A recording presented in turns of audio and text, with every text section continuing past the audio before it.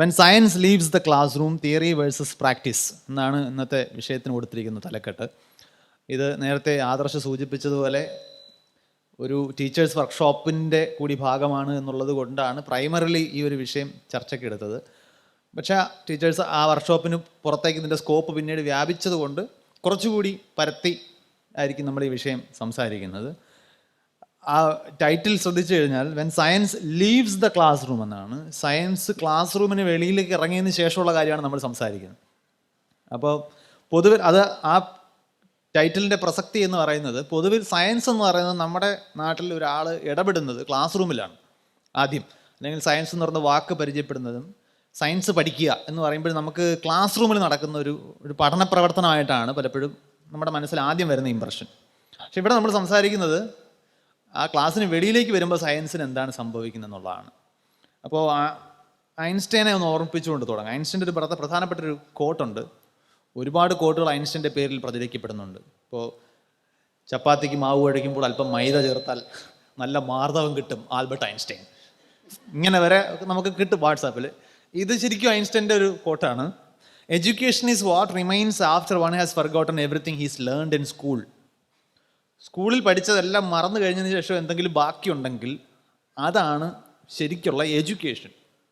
നമ്മൾ ഓരോരുത്തരും ആലോചിക്കണം, നമ്മൾ സ്കൂളിൽ പഠിച്ച് കഴിഞ്ഞിറങ്ങിയപ്പോൾ, ഇവിടെ ഇരിക്കുന്നതിൽ ഭൂരിഭാഗം പേരും സ്കൂളിൽ നിന്ന് പഠിച്ച്, ഇത് സ്കൂൾ തന്നെ ആവണമെന്നില്ല, കോളേജായാലും ഒക്കെയാണ്, നമ്മളിത് പഠിച്ചിറങ്ങിക്കഴിഞ്ഞപ്പോൾ നമ്മളിൽ എന്താണ് അവശേഷിക്കുന്നത്, എന്തെങ്കിലും അവശേഷിക്കുന്നുണ്ടെങ്കിൽ അതാണ് എഡ്യൂക്കേഷൻ. അപ്പോൾ science leaves the class room. നിങ്ങൾ ക്ലാസ് റൂമിൽ നിന്ന് ഇറങ്ങിയതിന് ശേഷവും സയൻസ് എന്ന് വിളിക്കുന്ന എന്തെങ്കിലും അവശേഷിക്കുന്നുണ്ടെങ്കിൽ അതാണ് നമ്മുടെ സയൻസിൻ്റെ നോളജ്. ബാക്കിയൊക്കെ നമ്മൾ പരീക്ഷയ്ക്ക് വേണ്ടി ചെയ്ത ഡെയർ ഷോ ഈവൻറ്റുകൾ അല്ലെങ്കിൽ പസിൽ സോൾവിങ് മാത്രമാണ്. അത് സയൻസ് എഡ്യൂക്കേഷൻ എന്ന രീതിയിൽ നിൽക്കണമെന്നുണ്ടെങ്കിൽ അത് പഠിച്ചു കഴിഞ്ഞതിന് ശേഷവും ബാക്കിയുണ്ടോ എന്നാണ് നമ്മൾ ചെക്ക് ചെയ്യേണ്ടത്. നമുക്കൊരു ചെറിയ സിമ്പിൾ എക്സാമ്പിൾ. ഇന്ന് ഈ സാധനം ഇല്ലാതെ ഒരു ലൈഫില്ല. നമ്മൾ സ്മാർട്ട് ഫോണിലാണ് എല്ലാം. സ്മാർട്ട് ഫോൺ എന്ന് പറയുന്നത് നമ്മളൊരു ആധുനികതയുടെ അല്ലെങ്കിൽ ഒരു മോഡേൺ ലൈഫിൻ്റെ ഒരു സൂചനയായിട്ട് അല്ലെങ്കിൽ അതിൻ്റെ ഒരു ഐക്കണായിട്ട് നമുക്ക് ഉപയോഗിക്കാവുന്നൊരു സംഗതിയാണ്. അത് നമ്മുടെ ജീവിതത്തെയും നമ്മൾ ഒരു സമൂഹം എന്ന രീതിയിൽ അതിൻ്റെ സ്വഭാവത്തെയും കൾച്ചറിനെയും പോലും വല്ലാതെ അത് സ്വാധീനിച്ചിട്ടുണ്ട്. ഇപ്പോൾ പണ്ട് ഏറ്റവും കൂടുതൽ വയലൻസും അക്ഷമയും നിന്നിരുന്ന സ്ഥലങ്ങളിലൊന്നാണ് നമ്മൾ ക്യൂ നിൽക്കുന്ന സ്ഥലങ്ങൾ. നമ്മുടെ ക്യൂകൾ ഇപ്പോൾ എത്ര ശാന്തമാണെന്ന് നോക്കും. അത് പണ്ട് ഇങ്ങനെ ക്യൂ ഒരാൾ ഫ്രണ്ടിലോട്ട് നീങ്ങിയാൽ നമ്മൾ അയാളുടെ മുതുകത്ത് നിന്നിടിക്കും. ഇപ്പോൾ ഫ്രണ്ട് നിൽക്കുന്ന ആൾ നീങ്ങിപ്പോയാൽ നമ്മൾ അറിയില്ല. ബാക്കിൽ നിന്ന് ആരെങ്കിലും ഓർമ്മിച്ചാലേ ക്യൂ നീങ്ങിയല്ലേ എന്നറിയാം. അത്രയും നമ്മൾ അബ്സോർബ്ഡ് ആയി നിൽക്കാൻ കഴിയുന്നു. അപ്പോൾ അങ്ങനെ അത് ഒരു കൾച്ചറൽ ട്രാൻസ്ഫർമേഷനാണ്. നമ്മൾ സാംസ്കാരികമായി തന്നെ നമ്മളെ മാറ്റാൻ ഇതിന് കഴിഞ്ഞു. ഈ സാങ്കേതിക വിദ്യ അതൊരു ടിപ്പിക്കൽ ഒരു ടെക്നോളജിക്കൽ പ്രോഡക്റ്റ് ആയിരിക്കുമ്പോൾ ഇതെങ്ങനെയാണ് സാധ്യമായത്? അതിന് പിന്നിൽ എന്തൊക്കെയാണ് ഉള്ളത്, അല്ലെങ്കിൽ എന്തൊക്കെ ഉണ്ടെങ്കിലാണ് ഇങ്ങനൊരു സാങ്കേതിക വിദ്യ സാധ്യമാകുന്നത്? ഇതിന് ഉത്തരം കണ്ടെത്താൻ നമ്മൾ ആലോചിക്കുമ്പോൾ നമ്മൾ ശ്രദ്ധിക്കേണ്ടത്, നമ്മുടെ നാട്ടിൽ ഒരുപാട് ക്ലെയിംസ് ഉണ്ട്. പണ്ട് 5000 വർഷം മുമ്പ് നമ്മൾ ലൈവ് ടെലികാസ്റ്റ് ചെയ്തിട്ടുണ്ട് എന്ന് പറയുമ്പോൾ അന്ന് എന്തുകൊണ്ട് അങ്ങനെ ഒരു സാങ്കേതിക വിദ്യ അസാധ്യമാണ് എന്ന് മനസ്സിലാക്കാൻ കൂടെ ഇങ്ങനെ ഒരു തോട്ട് നമുക്ക് സഹായിക്കും. അപ്പോൾ നമുക്ക് ഓരോന്നും എടുക്കും. ഇപ്പോൾ സ്ക്രീൻ, നമ്മളുടെ ലാപ്ടോപ്പിൻ്റെ ഈ ഒരു സ്മാർട്ട് ഫോണിന് ഒരുപാട് വശങ്ങളുണ്ട്. നമ്മൾ പാട്ട് കേൾക്കാൻ ഉപയോഗിക്കും, വീഡിയോ റെക്കോർഡ് ചെയ്യാൻ ഉപയോഗിക്കും, വീഡിയോ കാണാൻ ഉപയോഗിക്കും, ഓഡിയോ റെക്കോർഡ് ചെയ്യാൻ ഉപയോഗിക്കും, പാട്ട് കേൾക്കാൻ ഉപയോഗിക്കും, സംസാരിക്കാൻ ഉപയോഗിക്കും. ഇന്നത്തെ ഒരവസ്ഥ എന്ന് പറഞ്ഞാൽ ഫോൺ വല്ലപ്പോഴൊക്കെ നമ്മൾ സംസാരിക്കാൻ ഉപയോഗിക്കും എന്നുള്ളതാണ്. ഫോൺ എന്ന് പറയുമ്പോൾ നമുക്ക് തോന്നുന്നത് ടെലിഫോണാണ്, അല്ലേ? തമിഴിൽ തൊലൈപ്പേച്ചി എന്നാണ്. ഞാൻ വെളിയിൽ ദൂരെ സംസാരിക്കാനുള്ളൂ, പക്ഷേ നമ്മളിപ്പോൾ വല്ലപ്പോഴും സംസാരിക്കാൻ ഉപയോഗിക്കുന്നുള്ളൂ. ബാക്കി ഒരുപാട് പർപ്പസിന് നമുക്കിത് ഉപയോഗിക്കാൻ പറ്റും. അപ്പോൾ നമ്മളൊരു ഇതിൻ്റെ പല ആസ്പെക്റ്റുകളിൽ ഒരു ആസ്പെക്റ്റ് മാത്രമായിട്ടുള്ള അതിൻ്റെ ഡിസ്പ്ലേ നമ്മളൊന്ന് പരിഗണിക്കും. എല്ലാം കൂടെ കോംപ്രിഹെൻസീവായിട്ട് പരിഗണിക്കാൻ പറ്റില്ല എന്നുള്ളതുകൊണ്ടാണ് ഡിസ്പ്ലേ എടുക്കുന്നത്. ഇപ്പോൾ സ്മാർട്ട് ഫോൺ നമ്മൾ ഓപ്പൺ ചെയ്ത് അതിൻ്റെ സ്ക്രീൻ ഓൺ ആയിരിക്കുമ്പോൾ അതിൻ്റെ ഒരു വൈറ്റ് ആയിട്ട് കാണുന്ന ഒരു പ്രദേശം, ഒരു വെളുത്ത ഭാഗത്ത് നമ്മളൊരു മൈക്രോസ്കോപ്പിലൂടെ സൂം ചെയ്ത് നോക്കിക്കഴിഞ്ഞാൽ ആ ചിത്രത്തിൽ വലതുവശത്ത് കാണുന്ന പോലെ ഒരു സംഗതിയായിരിക്കും നമ്മൾ കാണുക. നമ്മൾ വൈറ്റ് കളർ അല്ല കാണാൻ പോകുന്നത്. അവിടെ കാണാൻ പോകുന്നത് റെഡ്, ഗ്രീൻ, ബ്ലൂ എന്നിങ്ങനെ 3 നിറങ്ങളുള്ള ബൾബുകൾ അടുക്കിങ്ങനെ ഒരു വരിയായിട്ട് കത്തിക്കിടക്കുന്ന ഒരു ഗ്രിഡാണ് കാണാൻ പോകുന്നത്. അത് മൈക്രോസ്കോപ്പിന് വെളിയിൽ കൂടെ വെള്ള നിറത്തിലാണ് കാണുക. പക്ഷേ അത് മൈക്രോസ്കോപ്പിൽ കൂടെ നോക്കിക്കഴിഞ്ഞാൽ ഇത് വളരെ ലളിതമായിട്ടൊരു ഹാൻഡ് ഹെൽഡ് മൈക്രോസ്കോപ്പിൽ ആർക്കും ബോധ്യപ്പെടാവുന്ന കാര്യമാണ്. ഇതിനകത്ത് മാജിക്ക് ഒന്നുമില്ല. നമ്മുടെ സ്മാർട്ട് ഫോൺ സ്ക്രീനുകളിൽ ഇങ്ങനെയാണ്. സ്മാർട്ട് ഫോൺ എന്നല്ല, ഇന്നത്തെ ഡിജിറ്റൽ സ്ക്രീൻസ്, ഒരു LED പ്രൊജക്ട്, LCD സ്ക്രീനോ ഒക്കെ എടുത്തു കഴിഞ്ഞാൽ ഇങ്ങനെ തന്നെയാണ്. വൈറ്റ് കളർ എന്ന് കാണുന്ന പ്രദേശം നമ്മൾ സൂം ചെയ്ത് കഴിഞ്ഞാൽ ഈ 3 കളറായിട്ട് സ്പ്ലിറ്റ് ആവും.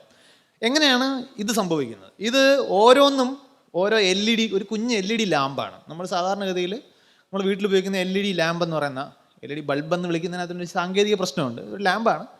LED എന്ന് പറയുന്നൊരു സംഗതി, ലൈറ്റ് എമിറ്റിംഗ് ഡയോഡ് എന്ന് പറയുന്നൊരു സാങ്കേതിക വിദ്യയാണ് ആ പ്രകാശം പുറപ്പെടുവിക്കുന്നത്.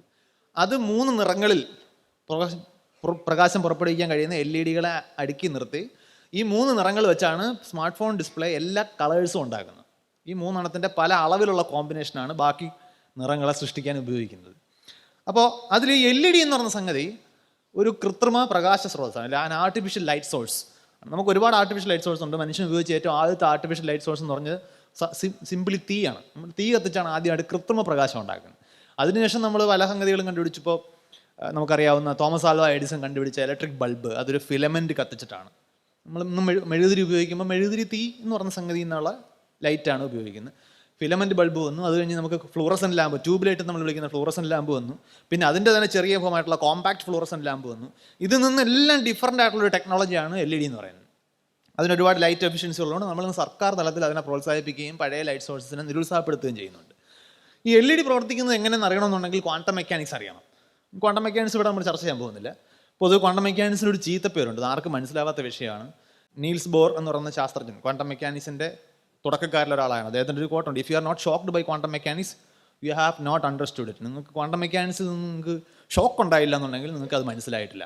അതുപോലെ തന്നെ റിച്ചർഡ് ഫൈൻമാൻ എന്ന് പറയുന്ന ക്വാണ്ടം ഇലക്ട്രോ ഡൈനാമിക്സ് എന്ന് പറയുന്നൊരു ഫീൽഡിന് നോബൽ പ്രൈസ് കിട്ടിയ ആൾ പറയുന്നത്, I am pretty sure that no one understands quantum mechanics. All that we know is that it works.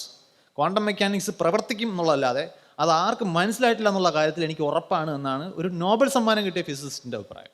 അങ്ങനെ ഒരു ചീത്തപ്പേരുണ്ട് ക്വാണ്ടം ഭൗതികൻ. അത് തന്നെയാണ് പല ആളുകളും ഒരു വരം പോലെ എടുത്ത് ഉപയോഗിക്കുന്നത്. ആത്മാവും പറങ്കിമാവും ഒക്കെ ക്വാണ്ടം മെക്കാനിക്സിൻ്റെ ഭാഗമായിട്ട് നമ്മൾ കൊണ്ടുകയറ്റും.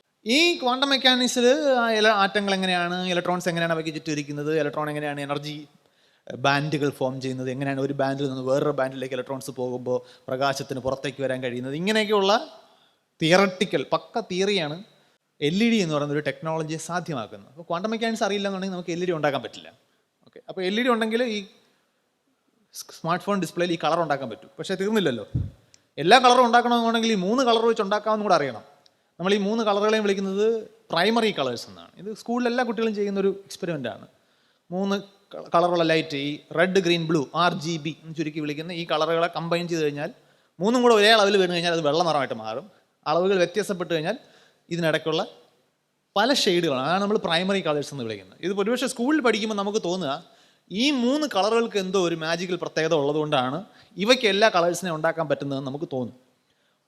അവയെ പ്രൈമറി കളേഴ്സ് എന്ന് വിളിക്കുന്നത് ആ കളേഴ്സിന് എന്തെങ്കിലും പ്രത്യേകത ഉള്ളതുകൊണ്ടല്ല, അത് ആ കളേഴ്സിൻ്റെ പ്രത്യേകത അല്ല എന്ന് മാത്രമല്ല, എല്ലായിടത്തും ഇത് 3ഉം അല്ല primary colours. Red, green, blue എന്നീ കളേഴ്സ് ലൈറ്റ് മിക്സ് ചെയ്ത് കഴിഞ്ഞാൽ വൈറ്റ് ലൈറ്റ് കിട്ടും. എന്നാൽ റെഡ് പെയിൻറ്റും ഗ്രീൻ പെയിൻറ്റും ബ്ലൂ പെയിൻറ്റും കൂടെ മിക്സ് ചെയ്ത് കഴിഞ്ഞാൽ നിങ്ങൾക്ക് വൈറ്റ് പെയിൻറ്റ് കിട്ടത്തില്ല, അത് ബ്ലാക്ക് പെയിൻ്റാണ് ആവാൻ പോകുന്നത്. അത് വേറൊരു തരം മിക്സിങ് ആണ്. അത് പെയിൻറ്റ് മിക്സിങ്, പിഗ്മെൻറ്റ് മിക്സിങ് എന്നൊക്കെ പറഞ്ഞാൽ വേറെയാണ്. അവിടെ പ്രൈമറി കളേഴ്സിൽ വ്യത്യാസമാണ്. ഇപ്പോൾ പ്രിൻ്റ് എടുക്കാൻ പോകുന്ന സ്ഥലത്തുള്ള പ്രൈമറി കളേഴ്സ് അല്ല LED സ്ക്രീനിൽ ഉപയോഗിക്കുന്ന പ്രൈമറി കളേഴ്സ്. പറഞ്ഞു തരുന്നത് അത് പ്രൈമറി കളേഴ്സ് ആണ് എന്നുള്ള കാര്യം ആ കളേഴ്സിൻ്റെ പ്രത്യേകത അല്ല, പിന്നെ എന്തിൻ്റെ പ്രത്യേകതയാണ്? അത് നമ്മുടെ കണ്ണുകളുടെ പ്രത്യേകതയാണ്. മനുഷ്യൻ്റെ കണ്ണുകൾക്ക് പ്രകാശത്തെ തിരിച്ചറിയാനുള്ള കഴിവുണ്ട്. എല്ലാ പ്രകാശത്തെയും പറ്റില്ല. പ്രകാശം എന്ന് വിളിക്കുന്നത് ഇലക്ട്രോ മാഗ്നറ്റിക് റേഡിയേഷൻസ് എന്ന ഒരു വലിയ ബ്രോഡ് ക്ലാസ് ആണ്. അത് വളരെ ഫ്രീക്വൻസി കുറഞ്ഞ റേഡിയോ വേവ്സ്, നമ്മളൊക്കെ കമ്മ്യൂണിക്കേഷൻ ഉപയോഗിക്കുന്ന മൊബൈൽ കമ്മ്യൂണിക്കേഷനും റേഡിയോ കമ്മ്യൂണിക്കേഷനൊക്കെ ഉപയോഗിക്കുന്ന റേഡിയോ വേവ്സ് മുതൽ ക്യാൻസറിന് മറ്റേ റേഡിയോ തെറാപ്പി എന്ന് വിളിക്കുന്ന നാട്ടും പുറത്തിൻ്റെ ഭാഷയിൽ ലൈറ്റ് അടിപ്പിക്കുക എന്ന് പറയുന്ന ക്യാൻസറിനുള്ള റേഡിയോ തെറാപ്പിയിൽ ഉപയോഗിക്കുന്ന ഹൈലി എനർജറ്റിക് ആയിട്ടുള്ള ഫ്രീക്വൻസി കൂടിയ ഗാമ റൈസ് വരെ ഒരു വലിയ നിര തന്നെ ഉണ്ട് ഇലക്ട്രോ മാഗ്നറ്റിക് വേവ്സ്. അതിലൊരു ചെറിയ ഭാഗം മാത്രമേ കണ്ണുകൾക്ക് ഡിറ്റക്ട് ചെയ്യാൻ പറ്റൂ. അതിനാണ് നമ്മൾ വിസിബിൾ ലൈറ്റ് എന്ന് വിളിക്കുന്നത്, ദൃശ്യപ്രകാശം എന്ന് വിളിക്കുന്നത്. അതെങ്ങനെയാണ് നമ്മുടെ കണ്ണ് ഡിറ്റക്ട് ചെയ്യുന്നത്? നമ്മുടെ കണ്ണിൽ കുറേ സ്പെഷ്യലൈസ്ഡ് സെല്ലുകളുണ്ട്, കോശങ്ങളുണ്ട്. ഈ കോശങ്ങളുടെ പ്രത്യേകത അവയ്ക്ക് ലൈറ്റ് വീഴുമ്പോൾ അവയിലെ ഒരു പ്രത്യേക കെമിക്കൽ അതുമായിട്ട് പ്രതികരിക്കും, ആ പ്രകാശത്തിൻ്റെ എനർജി അബ്സോർബ് ചെയ്യും. അത് ഒരു സിഗ്നലായിട്ട് നമ്മുടെ ഒപ്റ്റിക് നെർവ് എന്ന് പറയുന്ന നെർവിലൂടെ ബ്രെയിനിലേക്ക് പോകും. ബ്രെയിൻ ഈ സിഗ്നലിനെ ഇൻ്റർപ്രറ്റ് ചെയ്ത്, ആ വാക്ക് ശ്രദ്ധിക്കണം, ഇൻ്റർപ്രിട്ടേഷനാണ്. ആ സിഗ്നൽ ലൈറ്റ് കാഴ്ചയല്ല. ബ്രെയിൻ അതിനെ ഇൻ്റർപ്രറ്റ് ചെയ്യുന്ന കൂട്ടത്തിൽ കുറച്ച് ഈ പറഞ്ഞ പോലെ നമ്മൾ കേട്ട കഥ വേറൊരാളുടെ പറയുമ്പോൾ നമ്മളുടേതായ ചില കടുക് വിറക്കലൊക്കെ ചേർത്തായിരിക്കുമല്ലോ അവതരിപ്പിക്കുന്നത്. ബ്രെയിൻ്റേതായ ചില ഇൻ്റർപ്രിട്ടേഷൻസ് ഒക്കെ കാണും. അപ്പോൾ ചിലത് ഇല്ലാത്തതായിരിക്കും, ചിലപ്പോൾ കുറച്ച് കയറ്റിയൊക്കെ ആയിരിക്കും പറയുന്നത്. അങ്ങനെയൊക്കെയുള്ള രീതിയിൽ ബ്രെയിനാണ് ഈ കാഴ്ച ഉണ്ടാക്കുന്നത്. അപ്പോൾ അതിന് ഈ ബ്രെയിൻ അകത്തേക്ക് കിട്ടുന്ന സിഗ്നലിൽ നിന്ന് 2 കാര്യങ്ങളാണ് നോക്കുന്നത്. ഒന്ന്, വീഴുന്ന പ്രകാശം എത്ര തീവ്രമാണ്. 2, അതിനകത്തുള്ള ഫ്രീക്വൻസികൾ ഏതൊക്കെയാണ്. ഈ ഫ്രീക്വൻസികൾ വേർതിരിച്ചറിയണമെന്നുണ്ടെങ്കിൽ പല ഫ്രീക്വൻസികളുടെ പ്രകാശത്തോട് പല രീതിയിൽ പ്രതികരിക്കുന്ന പലതരം കോശങ്ങൾ വേണം. അങ്ങനെ 3 കോശങ്ങളുണ്ട്. അവയാണ് നമ്മൾ കോൺ സെൽസ് എന്ന് വിളിക്കുന്നത്. ഈ കോൺ സെൽസിൽ 3 ഫ്രീക്വൻസികളോടാണ് ഏറ്റവും നന്നായിട്ട് പ്രതികരിക്കുന്നത് എന്നുള്ളത് കൊണ്ടാണ് ആ 3 ഫ്രീക്വൻസികളെ നമ്മൾ പ്രൈമറി കളേഴ്സ് എന്ന് വിളിക്കുന്നത്. ആ 3 ഫ്രീക്വൻസികളാണ് നമ്മൾ ഈ റെഡ്, ബ്ലൂ, ഗ്രീൻ എന്ന് വിളിക്കുന്നത്. അവയ്ക്ക് കളറില്ല, അവയുടെ ഫ്രീക്വൻസി മാത്രമേ ഉള്ളൂ. നമ്മുടെ ബ്രെയിനാണ് ആ കളർ ഉണ്ടാക്കുന്നത്. ഇതേ പ്രകാശം വേറൊരു ജീവിയുടെ കണ്ണിലാണ് വീഴുന്നെന്നുണ്ടെങ്കിൽ ഈ കളറൊന്നും അത് കാണുമെന്ന് യാതൊരു ഗ്യാരണ്ടിയും ഇല്ല. കാരണം ഈ കോശങ്ങളല്ല അവിടെ പ്രവർത്തിക്കുന്നത്. നമ്മൾ ഈ ചുവന്ന തുണി എടുത്ത് ഇളക്കി കഴിഞ്ഞാൽ കാള ആക്രമിക്കും എന്നൊരു സിനിമയുടെ മലയാള സിനിമയുടെ ക്ലൈമാക്സ് തന്നെ അതിൻ്റെ അടിസ്ഥാനത്തിലാണ് നിൽക്കുന്നത്. കാളയ്ക്ക് നിറങ്ങൾ തിരിച്ചറിയാനുള്ള കഴിവില്ല. ചുവന്ന നിറം കെട്ടി കഴിഞ്ഞാൽ നിങ്ങൾ ആലോചിച്ച് നോക്കും, നിങ്ങൾ രാവിലെ എണീറ്റ് വരുമ്പോഴത്തേക്ക് ഒരുത്തൻ ഫ്രണ്ടിൽ നിന്നൊരു ലുങ്കി ഇങ്ങനെ കുലുക്കുന്നു, നിങ്ങൾക്ക് എന്ത് തോന്നും? നിങ്ങൾക്ക് ദേഷ്യം വരും. അത് തന്നെയാണ് കാളയ്ക്കും വരുന്നത്. ചുവന്ന നിറം ആയതുകൊണ്ടല്ല, ഇവൻ എന്തോ കാണി, ഇവൻ ഞാൻ ആരാണെന്ന് ഇങ്ങനെ ആയിരിക്കും കാള. എൻ്റെ ഒരു ഊഹം അതാണ്. അതിൽ ചുവന്ന നിറം അതിനെ കാണാൻ പറ്റത്തില്ല. ഒരു തുണിയിട്ട് കിളക്കുന്ന എന്തോ പ്രശ്നമുണ്ട്, ഇവൻ എനിക്കിട്ടെന്തോ വരികയാണ്, കാള വയലൻ്റ് ആയേക്കാം. അത് മാത്രമേ ഉള്ളൂ. പറഞ്ഞു വന്നത് നമ്മുടെ കണ്ണുകളുടെ പ്രത്യേകതയാണ് പ്രൈമറി കളേഴ്സ്, അല്ലാതെ കളേഴ്സിൻ്റെ പ്രത്യേകത അല്ല അവ പ്രൈമറി കളേഴ്സ് ആണെന്നുള്ളത്. ഞാൻ പറഞ്ഞു വന്നത് ഇപ്പോൾ ഇതിനകത്ത് ഫിസിക്സ്, ബയോളജി, കെമിസ്ട്രി ഇങ്ങനെയൊന്നും എല്ലാം ഉണ്ട്. ഈ ഫോട്ടോ ട്രാൻസ്ഡക്ഷൻ എന്ന് വിളിക്കുന്നൊരു പ്രോസസ്സാണ് അകത്തേക്ക് വരുന്ന ലൈറ്റിനെ ഒരു നെർവ് സിഗ്നലാക്കി മാറ്റുന്നത്. അതിലൊരു ഓപ്സിൻസ് എന്ന് വിളിക്കുന്ന ചില പ്രത്യേകതരം മോളിക്യൂൾസ് ഈ ലൈറ്റിനോട് പ്രതികരിക്കുന്നുണ്ടാണ്. അതിന് ഫോട്ടോ കെമിസ്ട്രി എന്ന് പറയുന്നൊരു ഏരിയയാണ്. അപ്പോൾ ഇതിനകത്ത് കെമിസ്ട്രിയും ഫിസിക്സും ഒക്കെ ഉണ്ട്. ഈ 3 നിറങ്ങളുടെ അടിസ്ഥാനത്തിലാണ് നമ്മൾ ബാക്കി കളേഴ്സിനെ മനസ്സിലാക്കുന്നത് എന്ന് കണ്ടെത്തിയത് ജെയിംസ് ക്ലാർക്ക് മാക്സ്വെൽ എന്ന് വിളിക്കുന്ന ഒരു ഫിസിസിസ്റ്റാണ്. കണ്ണിൻ്റെ പ്രത്യേകത കണ്ടുപിടിക്കുന്നത്. അപ്പോൾ ചോദ്യം ഇതാണ്, നമ്മൾ എവിടെയാണ് ഈ ഫിസിക്സ്, കെമിസ്ട്രി, ബയോളജി എന്നൊക്കെ പറഞ്ഞിട്ടുള്ള ഈ മതിൽ കെട്ടുന്നത് എന്നുള്ളതാണ്. നമുക്കങ്ങനെ മതിൽ കെട്ടാൻ പറ്റില്ല. അത് എൻ്റെ ഒരു ഫേവറേറ്റ് ഉദാഹരണമാണ് ഈ മനുഷ്യൻ. അദ്ദേഹത്തിൻ്റെ പേര് വെങ്കിട്ടരാമൻ രാമകൃഷ്ണൻ, അല്ലെങ്കിൽ വെങ്കി രാമകൃഷ്ണൻ എന്നറിയപ്പെടുന്ന ഒരാളാണ്. പത്രങ്ങളിൽ ഇന്ത്യൻ ശാസ്ത്രജ്ഞൻ എന്ന് വിളിക്കും, ഇന്ത്യൻ ഒറിജിൻ സയൻറ്റിസ്റ്റ് എന്ന് വിളിക്കുന്നതാണ് മാന്യമായ പ്രയോഗം. അദ്ദേഹത്തിന് ഇന്ത്യൻ സിറ്റിസൺഷിപ്പ് ഇല്ല. അപ്പോൾ ഈ has A Nobel prize in chemistry. 2009 അദ്ദേഹത്തിന് കെമിസ്ട്രിയുടെ നോബൽ പ്രൈസ് കിട്ടുന്നത് ജീവകോശങ്ങൾക്കുള്ളിലുള്ള റൈബോസോംസ് എന്ന് പറയുന്ന സെൽ കമ്പോണൻ്റ് എങ്ങനെയാണ് പ്രോട്ടീൻ ഉണ്ടാക്കുന്നത് എന്ന് കണ്ടെത്തിയതിനാണ്. ആ രഹസ്യം മനസ്സിലാക്കിയെടുത്തതിനാണ്. ഭയങ്കര ക്രിട്ടിക്കലായിട്ടൊരു കണ്ടെത്തലാണ് ബയോളജി മനസ്സിലാക്കുന്നത്. പക്ഷേ അതൊരു കെമിസ്ട്രിയാണ് അദ്ദേഹം കണ്ടെത്തിയിരിക്കുന്നത്. അതുകൊണ്ട് അദ്ദേഹത്തിന് നോബൽ പ്രൈസ് കൊടുത്തിരിക്കുന്നത് കെമിസ്ട്രിയിലാണ്. റൈബോസോംസ് എന്ന് ചോദിച്ചാൽ ഒരു സാധാരണ സ്കൂൾ വിദ്യാർത്ഥിയോട് ചോദിച്ചു കഴിഞ്ഞാൽ ബയോളജി ക്ലാസ്സിൽ പഠിക്കുന്ന കാര്യമാണ്. സെൽ കമ്പോണൻ്റ് ആണ്. ലിവിങ് സെല്ലിൻ്റെ അകത്താണ് റൈബോസോംസ് ഉള്ളത്. അതിനകത്ത് പ്രോട്ടീൻ എങ്ങനെയാണ് ഉണ്ടാക്കുന്നത് എന്നുള്ളതാണ് ഈ റൈബോസോംസിൻ്റെ പണി. അപ്പോൾ ഈ റൈബോസോംസിൻ്റെ വർക്കിംഗ് കണ്ടുപിടിച്ചതിന് പുള്ളിക്ക് കെമിസ്ട്രി നോബൽ പ്രൈസ് കൊടുത്തു. പുള്ളിയുടെ വർക്ക് ബയോളജിയിലാണ്. ഈ പുള്ളിയുടെ ഫിസിക്സിലാണ് പുള്ളിയുടെ PhD എന്ന് പറയുന്നത്. തിയറട്ടിക്കൽ ഫിസിക്സിലാണ് അദ്ദേഹം PhD എടുത്തിരിക്കുന്നത്. ഒരു ക്ലാസിക് എക്സാമ്പിളാണ്. ഒരാൾ പഠിക്കുന്ന വിഷയവും അയാൾ കോൺട്രിബ്യൂട്ട് ചെയ്യാൻ പോകുന്ന വിഷയവും തമ്മിൽ അങ്ങനെ പ്രത്യേകിച്ചൊരു കണക്ഷൻ ഉണ്ടാവണം എന്നൊന്നുമില്ല. ഉണ്ടാകാം, അതൊരു കൺവീനിയൻസ് മാത്രമാണ്. പക്ഷേ ഇത് ബേസിക്കലി നമ്മുടെ മുമ്പിൽ ഇതിനകത്ത് ഈ മതിലുകളില്ല. ഇതൊരു സയൻസ് എന്ന് പറയുന്ന ഒരു യൂണിഫൈഡ് എൻഡവർ എന്നാണ് പൊതുവെ വിളിക്കുക. അതായത് ഒറ്റ സംഗതിയുള്ളൂ, അത് കാര്യങ്ങൾ മനസ്സിലാക്കാനുള്ളൊരു മാർഗ്ഗമാണ്. റിലയബിളായിട്ട് മനസ്സിലാക്കാനുള്ളത്. അതായത് ലോകത്ത് ഒരുപാട് കാര്യങ്ങൾ ലോകത്തുണ്ട്. നമുക്കിതിനെക്കുറിച്ച് മനസ്സിലാക്കണമെന്നുണ്ടെങ്കിൽ, നമ്മളെല്ലാവരും ഒരേ ലോകത്താണ് ജീവിക്കുന്നതെന്നുണ്ടെങ്കിൽ നമ്മൾ ഒരേ കാര്യമാണ് മനസ്സിലാക്കേണ്ടത്. കാരണം ആ ലോകത്തെക്കുറിച്ചാണ് മനസ്സിലാക്കുന്നതെന്നുണ്ടെങ്കിൽ ഒരേ കാര്യമാണ് മനസ്സിലാക്കേണ്ടത്. അപ്പോൾ അങ്ങനെയുള്ള അറിവുകളെ അല്ലെങ്കിൽ മനസ്സിലാക്കലിനെയാണ് നമ്മൾ ഒബ്ജക്റ്റീവ് അണ്ടർസ്റ്റാൻഡിങ് എന്ന് വിളിക്കുന്നത്. വസ്തുനിഷ്ഠമായിട്ടുള്ള അണ്ടർസ്റ്റാൻഡിങ്. മറ്റത് സബ്ജക്റ്റീവാണ്. ഓരോരുത്തർക്കും ഓരോ രീതിയിൽ, പലരും പലതായി കാണും. മറ്റേ ആനയെ കണ്ട 4 അന്ധരുടെ കഥ നമ്മൾ പറയുമ്പോൾ നമ്മൾ ഈ സബ്ജക്റ്റിവിറ്റിയെക്കുറിച്ചാണ് സംസാരിക്കുന്നത്. പക്ഷെ അത് ആനയാണ് എന്നൊരു ആന എന്ന് പറഞ്ഞ ജീവി ഒന്ന് തന്നെയാണല്ലോ എല്ലാവരും. ആ ഒരു ഒബ്ജക്റ്റീവ് അണ്ടർസ്റ്റാൻഡിങ്ങിലേക്ക് പോകുന്നതിന് മനുഷ്യന് പല ശ്രമങ്ങളും നടത്തിയിട്ടുണ്ട്. ലോകം ഒന്നേ ഉള്ളൂ, ഇതാണ് നമ്മൾ അംഗീകരിക്കേണ്ട കാര്യം. നമ്മളെല്ലാവരും ജീവിക്കുന്ന ഒരേ ലോകമാണെങ്കിൽ നമുക്ക് എല്ലാവർക്കും ഒരേ യാഥാർത്ഥ്യമായിരിക്കണം. അല്ല, എനിക്കൊരു റിയാലിറ്റിയും മറ്റേയാളിന് വേറൊരു റിയാലിറ്റിയും എന്നാണ് ഒരാൾ പറയുന്നതെങ്കിൽ അയാളുമായിട്ട് നമുക്ക് സംസാരിക്കാനേ ഒന്നുമില്ല. It is beyond discussion. ഒരു ഡിസ്കഷനും അവിടെ സ്കോപ്പില്ല. ഒരേ ലോകമാണെങ്കിൽ യാഥാർത്ഥ്യം ഒന്നാണ്. അപ്പോൾ അതിനെ വിശദീകരിക്കുന്ന അറിവും ഒന്ന് തന്നെ ആയിരിക്കും. അത് മനസ്സിലാക്കാനുള്ള ഏറ്റവും റിലയബിൾ ആയിട്ടുള്ള മാർഗ്ഗം എന്ന് ചരിത്രം നമുക്ക് പഠിപ്പിച്ചു തന്നിട്ടുള്ളത് സയൻസാണ്. വേറൊരു മാർഗ്ഗത്തിലൂടെ നമ്മൾ അങ്ങനെ ഒരു അറിവിലേക്ക് എത്തിയിട്ടില്ല. സയൻസ് ഒരു ദിവസം രാവിലെ ഒരാൾ കണ്ടുപിടിച്ചതല്ല. മനുഷ്യന് സയൻസ് ഉണ്ടാകുന്നതിന് മുമ്പ് നമ്മൾ ലോകത്തെക്കുറിച്ച് ഒരുപാട് കാര്യങ്ങൾ മനസ്സിലാക്കിയിട്ടുണ്ട്. അതിൽ പലതും ഒബ്ജക്റ്റീവായിരുന്നു, ചിലത് പക്ഷേ അത് ഒബ്ജക്റ്റീവ് അല്ലായിരുന്നു, പിന്നീട് തിരുത്തപ്പെട്ടു. അതുകൊണ്ട് സയൻസിന് മുമ്പുള്ള അറിവൊന്നും എല്ലാം സബ്ജക്റ്റീവാണ് എന്നല്ല പറഞ്ഞു വരുന്നത്. പക്ഷേ സയൻസ് മനസ്സിലാക്കിയതോടുകൂടി ഒരു അറിവ് ഉണ്ടാക്കാനുള്ളൊരു മാർഗ്ഗം എന്ന രീതിയിൽ നമ്മളതിനെ മനസ്സിലാക്കുന്നതോടുകൂടി നമ്മൾ കണ്ടെത്തുന്നതിനുള്ള, ലോകത്തെക്കുറിച്ച് മനസ്സിലാക്കുന്നതിനുള്ള സ്പീഡ് ഭയങ്കരമായിട്ട് കൂടി. അത് നമ്മളുടെ ടെക്നോളജിക്കൽ ഇന്നോവേഷൻസ് ആയാലും ലോകത്തെക്കുറിച്ചുള്ള നമ്മൾ അണ്ടർസ്റ്റാൻഡിങ് ആയാലും ഈ സയൻസ് ഉണ്ടാകുന്ന ഒരു 16th സെഞ്ച്വറിക്ക് ശേഷം 1540കളിലാണ് സയൻറ്റിഫിക് റെവല്യൂഷൻ തുടങ്ങിയതായിട്ട് നമ്മൾ ഇന്ന് കണക്കാക്കുന്നത്. അപ്പോൾ അതിനുശേഷമുള്ള നമ്മുടെ ഡിസ്കവറീസിൻ്റെയും ഇൻവെൻഷൻസിൻ്റെയും സ്പീഡ് നോക്കിയാൽ അടുത്തടുത്താണ് വലിയ ടെക്നോളജിക്കൽ റെവല്യൂഷൻസ് ഉണ്ടായിട്ടുള്ളത്. അതിന് പിന്നിൽ ഇതിനൊരു വലിയ പങ്കുണ്ട്. പക്ഷേ ഇത് ലോകത്തെക്കുറിച്ചുള്ള അറിവ് കൂടുന്തോറും നമ്മളിപ്പോൾ നോക്കിക്കഴിഞ്ഞാൽ ഏത് വിഷയം പഠിച്ചാലും ആ വിഷയത്തിൻ്റെ ചരിത്രം തുടങ്ങുമ്പോൾ ചിലപ്പോൾ അരിസ്റ്റോട്ടലിനെ കുറിച്ച് പറഞ്ഞായിരിക്കും തുടങ്ങുന്നത്. അപ്പോൾ നമുക്കൊരു സംശയം വരും. നമ്മൾ എക്കണോമിക്സ് ക്ലാസ്സിലും പറയും അരിസ്റ്റോട്ടിൽ പറഞ്ഞിട്ടുണ്ട്, ബയോളജി ക്ലാസ്സിലും പറയും അരിസ്റ്റോട്ടിൽ. അപ്പോൾ ശരിക്കും അരിസ്റ്റോട്ടിൽ ആരാണ്? ബയോളജിസ്റ്റ് ആണോ എക്കണോമിസ്റ്റ് ആണോ? ഇങ്ങനെ സംശയം വരും. അന്ന് ഈ വേർതിരിവില്ല. അന്ന് ഈ ലോകത്തെക്കുറിച്ച് അറിയാവുന്ന കാര്യങ്ങളെല്ലാം കൂടെ വളരെ കുറച്ചേ ഉള്ളൂ. ഈ മനുഷ്യരുടെ എല്ലാം പ്രത്യേകത എന്ന് പറയുന്നത് ഇവരെല്ലാം ലോകത്തെക്കുറിച്ച് അറിയാൻ ശ്രമിച്ചവരാണ്. അവരതിനകത്ത് വേർതിരിവ് വന്നു. ഇപ്പം Isaac Newton father of modern physics എന്ന് വിളിക്കുമ്പോഴത്തേക്കും പുള്ളിക്ക് BSc ഫിസിക്സോ MSc ഫിസിക്സോ പോലൊരു ഡിഗ്രി ഒന്നുമില്ല. അതൊക്കെ പിന്നീട് അതിന് ശേഷമാണ്. ഫിസിക്സ് എന്ന് പറഞ്ഞ സംഗതിയൊക്കെ പേരിട്ട് വിളിക്കേണ്ടി വരുന്നത് ഈ ലോകത്തെ മനസ്സിലാക്കാനുള്ള ശ്രമത്തിനിടയിൽ അറിവ് വലുതായി വന്നപ്പോൾ ഈ അറിവ് എല്ലാവർക്കും കൂടെ ഒരാൾക്ക് ആക്സസിബിൾ അല്ലാത്ത വിധം വലുതായി. അപ്പോൾ ഓരോരുത്തരും അവരവരുടെ ഇൻട്രസ്റ്റ് ഉള്ള ഏരിയയിലേക്ക് കൂടുതൽ ആഴത്തിൽ പഠിക്കാൻ ശ്രമിച്ചു. അപ്പോൾ ആ ഏരിയയ്ക്ക് ഒരു പേര് വേണ്ടി വന്നു. അങ്ങനെയാണ് ഈ പേരുകളെല്ലാം ഉണ്ടാകുന്നത്.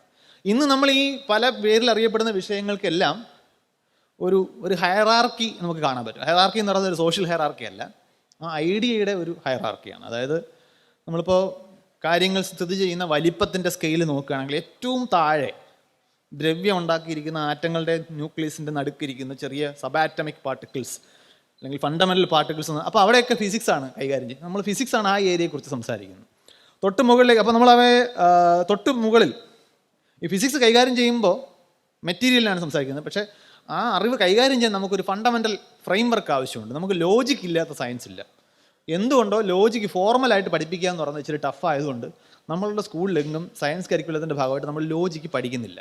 നമ്മുടെ ചർച്ച കണ്ട ലോജിക്ക് നമുക്ക് താനേ വരുന്നൊരു സാധനമാണ് എന്ന മട്ടിലാണ് നമ്മൾ ചർച്ച ചെയ്യുന്നത്. അങ്ങനെ വരികയേയില്ല. നമ്മുടെ താനേ വരുന്ന ലോജിക്ക് എല്ലാം ലോജിക്കൽ ഫാലസികളാണ്. നമ്മളെല്ലാം വൈകല്യങ്ങളാണ്. അല്ലെങ്കിൽ ചിന്താപക്ഷപാതം എന്നൊക്കെ വിളിക്കുന്ന രീതിയിൽ നമ്മൾ വികലമായ ലോജിക്കുകളാണ് എപ്പോഴും പ്രയോഗിക്കുക. ലോജിക്ക് അതിൻ്റെ രീതിയിൽ പഠിക്കേണ്ടതുണ്ട്. വലിയ ബ്രാഞ്ചാണ്. ചെറിയ ക്ലാസ്സിൽ പഠിപ്പിക്കാൻ ബുദ്ധിമുട്ടായിരിക്കും എന്നുള്ളതുകൊണ്ടായിരിക്കാം ഒരു പക്ഷേ നമ്മുടെ കരിക്കുലത്തിലാണ് ലോജിക്ക് അതുപോലെ പഠിപ്പിക്കുന്നില്ല. ലോജിക്കും മാത്തമാറ്റിക്സുമാണ് ഇതിൻ്റെ ഫോർമൽ സയൻസസ് എന്ന് വിളിക്കുന്നത്. എല്ലാ സയൻസുകളും പഠിക്കാൻ നോക്കി ഇത് രണ്ടിൻ്റെയും ബലത്തിൽ നിൽക്കൂ. പല ആളുകളും മാത്തമാറ്റിക്സ് പഠിക്കേണ്ടെന്നുള്ളതുകൊണ്ട് നമ്മുടെ നാട്ടിൽ ബയോളജി എടുക്കുന്നുണ്ട്. അത് ബയോളജി നേരെ പഠിക്കാൻ പോയി കഴിഞ്ഞാൽ മനസ്സിലാവും, മാത്തമാറ്റിക്സും കൂടെ അറിഞ്ഞാലേ അത് മനസ്സിലാവുമെന്ന്. അത് വേറൊരു കാര്യം. അത് നമ്മുടെ പരക്കെ നിൽക്കുന്ന ധാരണകളിൽ ഒരുപാട് പ്രശ്നങ്ങളുണ്ട്. അത് when science leaves the class room, ആ സബ്ജക്റ്റ് ഞാൻ ഓർമ്മിപ്പിക്കുന്നത് അതുകൊണ്ടാണ്. ഇപ്പോൾ ക്ലാസ് റൂമിന് പുറത്തിറങ്ങുമ്പോൾ നമുക്ക് മനസ്സിലാവും പല കാര്യങ്ങളും അങ്ങനെയല്ല നിൽക്കുന്നത്.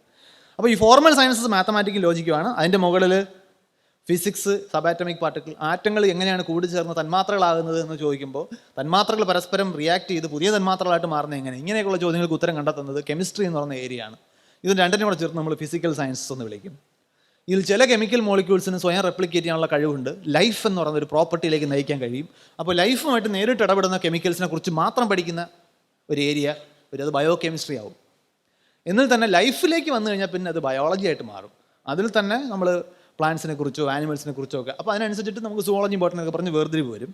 ഇനി ഈ ലൈഫ് ലിവിങ് വേൾഡിൽ ഉള്ള ഒരു ലൈഫ് ഫോമാണ് ശരിക്കും നമ്മളെല്ലാം അഹങ്കാരത്തോടുകൂടി മനുഷ്യവംശം എന്നൊക്കെ വിളിക്കുന്ന ഈ ഹോമോസാപ്പിയൻസ്. അപ്പോൾ ഈ ഹോമോസാപ്പിയൻസിൻ്റെ പ്രത്യേകതകളെ കുറിച്ച് സംസാരിക്കുമ്പോഴത്തേക്കാണ് നമ്മളെങ്ങനെയാണ് സോഷ്യൽ ആനിമൽസ് എന്ന രീതിയിൽ ഇങ്ങനെ പുരോഗമിച്ചത്. അപ്പോൾ നമുക്ക് സോഷ്യൽ സയൻസ് വരും. നമ്മുടെ സൊസൈറ്റി എന്തുകൊണ്ടാണ് ഇങ്ങനെ വർക്ക് ചെയ്യുന്നതെന്നുള്ള ചോദ്യത്തിന് ഉത്തരം വരുമ്പോഴത്തേക്കും അതിൽ മനുഷ്യൻ എന്ന് പറയുന്ന ജീവിയുടെ മാനസികമായിട്ടുള്ള താല്പര്യങ്ങൾ എന്തൊക്കെയാണ് നമുക്ക് വേണ്ടത്, എന്തൊക്കെയാണ് നമ്മൾ ഒഴിവാക്കാൻ ശ്രമിക്കുന്നത്, നമ്മുടെ സൈക്കോളജി അതിനകത്ത് വരും. അപ്പോൾ അങ്ങനെ സൈക്കോളജിയും സോഷ്യോളജിയും ഒക്കെ സോഷ്യൽ സയൻസസ് ആയിട്ട് മാറും. പിന്നെ ബാക്കിയെല്ലാം നമ്മുടെ അഭ്യാസങ്ങളാണ്. മനുഷ്യർ അങ്ങോട്ടും ഇങ്ങോട്ടും കച്ചവടം ചെയ്യുന്നത് എങ്ങനെയെന്ന് പറയുമ്പോഴത്തേക്കും നമുക്ക് എക്കണോമിക്സും കോമേഴ്സും ഒക്കെ വരും. ഇതെല്ലാം അൾട്ടിമേറ്റ്ലി ഒരൊറ്റ ലോകത്ത് നടക്കുന്ന ഒറ്റ വിഷയം തന്നെയാണ്. അതിൻ്റെ പല ആസ്പെക്റ്റിൽ നമ്മൾ ശ്രദ്ധ കേന്ദ്രീകരിക്കുമ്പോൾ നമ്മൾ അതിന് പല പേരിട്ട് വിളിക്കുന്നതേ ഉള്ളൂ. അപ്പോൾ അതുകൊണ്ട് നാച്ചുറൽ സയൻസ് ഉണ്ട്. മനുഷ്യന് ഉണ്ടെങ്കിലും ഇല്ലെങ്കിലും ഒരുപോലെ വർക്ക് ചെയ്യുന്നത് നാച്ചുറൽ സയൻസ്. മനുഷ്യർ ഇങ്ങനെ ആയതുകൊണ്ട് മാത്രം വർക്ക് ചെയ്യുന്ന കാര്യങ്ങളാണ് സോഷ്യൽ സയൻസസ് ആയിട്ട് വരുന്നത്. മനുഷ്യൻ്റെ സ്വഭാവങ്ങളാണ് സൊസൈറ്റി ഇങ്ങനെ വർക്ക് ചെയ്യുന്നതിന് കാരണമായിട്ട് മാറിയത് എന്നുള്ള അസംഷനിലാണ് അതങ്ങനെ വരുന്നത്. അപ്പോൾ ഇതിൻ്റെ ഒരു ടേക്ക് അവേ എന്ന് പറയുന്നത് സയൻസിന് നമുക്ക് അതിര് കൽപ്പിക്കാൻ പറ്റത്തില്ല. ഇത് ഒറ്റ സാധനമാണ്. ബയോളജിയിലെ ഏതെങ്കിലും ഒരു നിയമത്തെ കോൺട്രഡിക്റ്റ് ചെയ്യുന്ന ഒന്നും ഫിസിക്സ് കാണത്തില്ല. ഫിസിക്സിലൊരു നിയമത്തെ കോൺട്രഡിക്റ്റ് ചെയ്യുന്ന ഒന്നും കെമിസ്ട്രിയിലും കാണാൻ പറ്റില്ല. ഇതെല്ലാം പരസ്പരം ഒരു പൊരുത്തത്തിൽ കൊണ്ടുപോകേണ്ട കാര്യമാണ്. നമ്മുടെ നാട്ടിലെ ചർച്ച ശ്രദ്ധിച്ചു കഴിഞ്ഞാൽ ഇതൊരു വലിയ ലാക്കാണ്. അതായത് ആളുകൾ ഇത് അംഗീകരിക്കത്തില്ല. ഇപ്പോൾ ഉദാഹരണത്തിന് ഒരു പാരൻ്റൽ ഡിസ്പ്യൂട്ട് വന്നു കഴിഞ്ഞാൽ, ഒരു 30 കൊല്ലം മുമ്പാണെന്നുണ്ടെങ്കിൽ നമ്മുടെ സിനിമയിലെ കഥകൾ നോക്കിക്കഴിഞ്ഞാൽ പാരൻ്റൽ ഡിസ്പ്യൂട്ട് എന്ന് പറഞ്ഞാൽ നമുക്ക് അത് വെച്ച് 5 സിനിമ ഉണ്ടാക്കാം. ഇപ്പം അങ്ങനെ സിനിമ ഉണ്ടാക്കാൻ പറ്റില്ല, ഒറ്റ ടെസ്റ്റ് മതി. So I would say that DNA test was a story killer. ഒരുപാട് കഥകൾ ഇല്ലാതാകുന്നതിന് കാരണം DNA ടെസ്റ്റാണ്. എന്തിനാ തർക്കിക്കുന്നത്? മംഗലശ്ശേരി നീലകണ്ഠൻ, ഞാൻ ഓർമ്മിപ്പിക്കുന്നു, അദ്ദേഹത്തിൻ്റെ അസ്തിത്വ പ്രശ്നം നിൽക്കുന്നത് തന്നെ ഇതിലാണ്. അമ്മ ആരെ ചൂണ്ടി മകനെന്ന് അല്ല അച്ഛനെന്ന് പറയുന്നു, അതാണ് മക്കൾക്ക് അച്ഛൻ എന്നാണ് പറയുന്നത്. അല്ല, DNA ഏത് അച്ഛനെയാണോ ചൂണ്ടുന്നത് അതാണ് അച്ഛൻ. ഞാൻ അമ്മ മാറ്റി പറഞ്ഞാൽ അത് തന്നെയാണ് അച്ഛൻ. അപ്പോൾ ചില ആൾ പക്ഷേ അതുകൊണ്ട് ഇന്ന് ആരും അതിനെ തർക്കിക്കുന്നില്ല. ഇന്നൊരു പാനൽ ഡിസ്പ്യൂട്ടിൽ ഇടപെടുന്ന ഒരാൾ പോലും DNA ടെസ്റ്റ് വേണ്ടെന്ന് പറയില്ല. DNA ടെസ്റ്റ് നടത്തി തീരുമാനമാക്കണം എന്ന് പറയും. ഇതേ DNA തന്നെയാണ് എവല്യൂഷൻ്റെയും കാരണം. അത് പറ്റില്ല, നമ്മുടെ താല്പര്യത്തിനനുസരിച്ച് അങ്ങനെ എടുക്കാൻ പറ്റില്ല. ഇത് ഒറ്റ പാക്കേജാണ്. നമ്മൾ കടയിൽ TV വാങ്ങാൻ പോയാൽ എനിക്ക് ഡിസ്പ്ലേ മാത്രം മതി, വോളിയം നിങ്ങൾ വെച്ചോ, അങ്ങനെ പറയാൻ പറ്റില്ല. ഒറ്റ ഇങ്ങനെ എടുക്കണം. So this is A unified endeavour. ഈ ക്ലാസ് റൂമിന് വെളിയിലേക്ക് വരുമ്പോൾ ചില തെറ്റിദ്ധാരണകളാണ് നമ്മളിനി സമീപിക്കേണ്ടത്. നമ്മൾ ക്ലാസ്സിൽ പഠിച്ച സയൻസ് വെളിയിൽ കാണുന്നില്ല. സോഷ്യൽ മീഡിയയിലെ വളരെ പ്രധാനപ്പെട്ട ഒരു രോദനം എന്ന് പറഞ്ഞാൽ, ഞാനിതൊക്കെ എന്തിനു വേണ്ടിയാണോ എന്തോ പഠിച്ചത്, എന്തിനു വേണ്ടിയാണോ എന്തോ സൈൻ തീറ്റ കോസ് തീറ്റ ഞാൻ പഠിച്ചു, ഞാൻ പോളിനോമിയൽസ് പഠിച്ചു, ദ്വിമാന സമവാക്യത്തിൻ്റെ സാമാന്യ രൂപം പഠിച്ചു, എന്തിനാണോ എന്തോ. റേഷൻ കടയിൽ ചെന്നിട്ട് ചേട്ടാ 1 കിലോ പഞ്ചസാര, ഞാൻ ദ്വിമാന സമവാക്യം എങ്ങനെയാണ് സോൾവ് ചെയ്യുന്നതെന്ന് പറഞ്ഞുതരാം, എടുത്തോണ്ട് പോടാന്ന് പറയും. പൈസ വയ്ക്കണം. അല്ലാതെ ഇത് പഠിച്ചുകൊണ്ടെന്ന് ഇതറിയാവുന്ന ആളിന് മറ്റേ കോൾഗേറ്റിൻ്റെ പേസ്റ്റിൻ്റെ കൂടെ 25% എക്സ്ട്രാ കിട്ടുന്ന പോലെ ഒരു ഓഫറും ഇല്ല. പിന്നെ എന്തിനാണ് ഇത് പഠിച്ചത്? ഈ ചോദ്യം അഡ്രസ്സ് ചെയ്യാനാണ് നമ്മൾ ശ്രമിക്കുന്നത്. ഇത് വളരെ പ്രധാനപ്പെട്ട എല്ലാവരും പരിചയപ്പെട്ടിട്ടുള്ള ഒരു നിയമമാണ് സ്കൂളിൽ, second law of motion. Newton Malayalam മീഡിയത്തിൽ പഠിച്ചവർക്കായി 2ാം ചലന നിയമം എന്ന് വിളിക്കും. അതിന് ഇംഗ്ലീഷിൽ ഇങ്ങനെയാണ് പറയുക: the rate of change of momentum of a body is directly proportional to the force applied and this change in momentum takes place in the direction of the applied force. ഇതാണ് നിയമം. മലയാളത്തിൽ പറഞ്ഞാൽ, ഒരു വസ്തുവിനുണ്ടാകുന്ന ആക്കവ്യത്യാസത്തിൻ്റെ നിരക്ക് അതിന്മേൽ പ്രയോഗിക്കപ്പെടുന്ന ബാഹ്യബലത്തിന് നേരനുപാതത്തിലും ആക്കവ്യത്യാസം സംഭവിക്കുന്നത് ആ ബലത്തിൻ്റെ ദിശയിലുമായിരിക്കും എന്നാണ്. ഇത് മലയാളം മീഡിയത്തിൽ പഠിച്ചിറങ്ങുന്ന കുട്ടിയാണെങ്കിൽ മലയാളത്തിൽ, ഇംഗ്ലീഷ് മീഡിയത്തിൽ പഠിച്ചിറങ്ങുന്ന കുട്ടിയാണെങ്കിൽ ഇംഗ്ലീഷിൽ. ഇങ്ങനെ കടുകിട വ്യത്യാസം ഇല്ലാതെ ഇങ്ങനെ ഉരുവിട്ട് കേൾപ്പിക്കും. ഓക്കെ, ടീച്ചർ ഹാപ്പി, കുട്ടി ഹാപ്പി. ഇക്വേഷനുണ്ട് F=ma. F എന്ന് പറയുന്നത് ഫോഴ്സ് ആണെങ്കിൽ M എന്ന് പറയുന്നതിൻ്റെ മാസ്, A അതിൻ്റെ ആക്സിലറേഷൻ. ആക്സിലറേഷൻ എന്നാൽ rate of change of velocity. Velocity എന്ന് പറഞ്ഞാൽ rate of change of displacement. ഇങ്ങനെയൊക്കെ നമ്മൾ പറയും. ഇപ്പോൾ ഒരു കുട്ടിക്ക് ഒരു പ്രോബ്ലം ഇട്ട് കൊടുക്കുകയാണ്, മോനെ 30 കിലോ ഭാരമുള്ള ഒരു വസ്തുവിൽ 60 ന്യൂട്ടൺ ബലം പ്രയോഗിച്ചാൽ ആ വസ്തുവിന് എത്ര ആക്സിലറേഷൻ ഉണ്ടാവും? കുട്ടി നോക്കുമ്പോൾ F=60 newton, M=30 kilogram, A എന്ന് പറഞ്ഞാൽ F/m. സിമ്പിൾ ഇക്വേഷനാണ്. 2 m/s². ഇതുവരെ ഓക്കെ, പ്രശ്നമൊന്നുമില്ല. ഇതെന്താണ്? ഇത് ക്ലാസ് റൂമാണ്. And when this law leaves the class room, 30 kilo ഭാരമുള്ള ഒരു പട്ടി, നടന്നു വരുന്ന ഒരു പയ്യൻ, ഒരു 60 ന്യൂട്ടൺ ഫോഴ്സ് ഈ പട്ടിയുടെ മേഘത്തോട്ട് പ്രയോഗിക്കുകയാണ്. ഈ പട്ടിയുടെ ആക്സിലറേഷൻ എത്രയായിരിക്കും? ഇക്വേഷൻ സേസ് 2 m/s² എന്ന് വെച്ചാൽ ആ പട്ടി ഒരു സെക്കൻഡിൽ 2 m/s വെലോസിറ്റി മാറുന്ന നിരക്കിൽ സ്ട്രെയിറ്റ് ലൈനിൽ പോകണം. നിങ്ങളിത് എക്സ്പെക്റ്റ് ചെയ്യുന്നുണ്ടോ?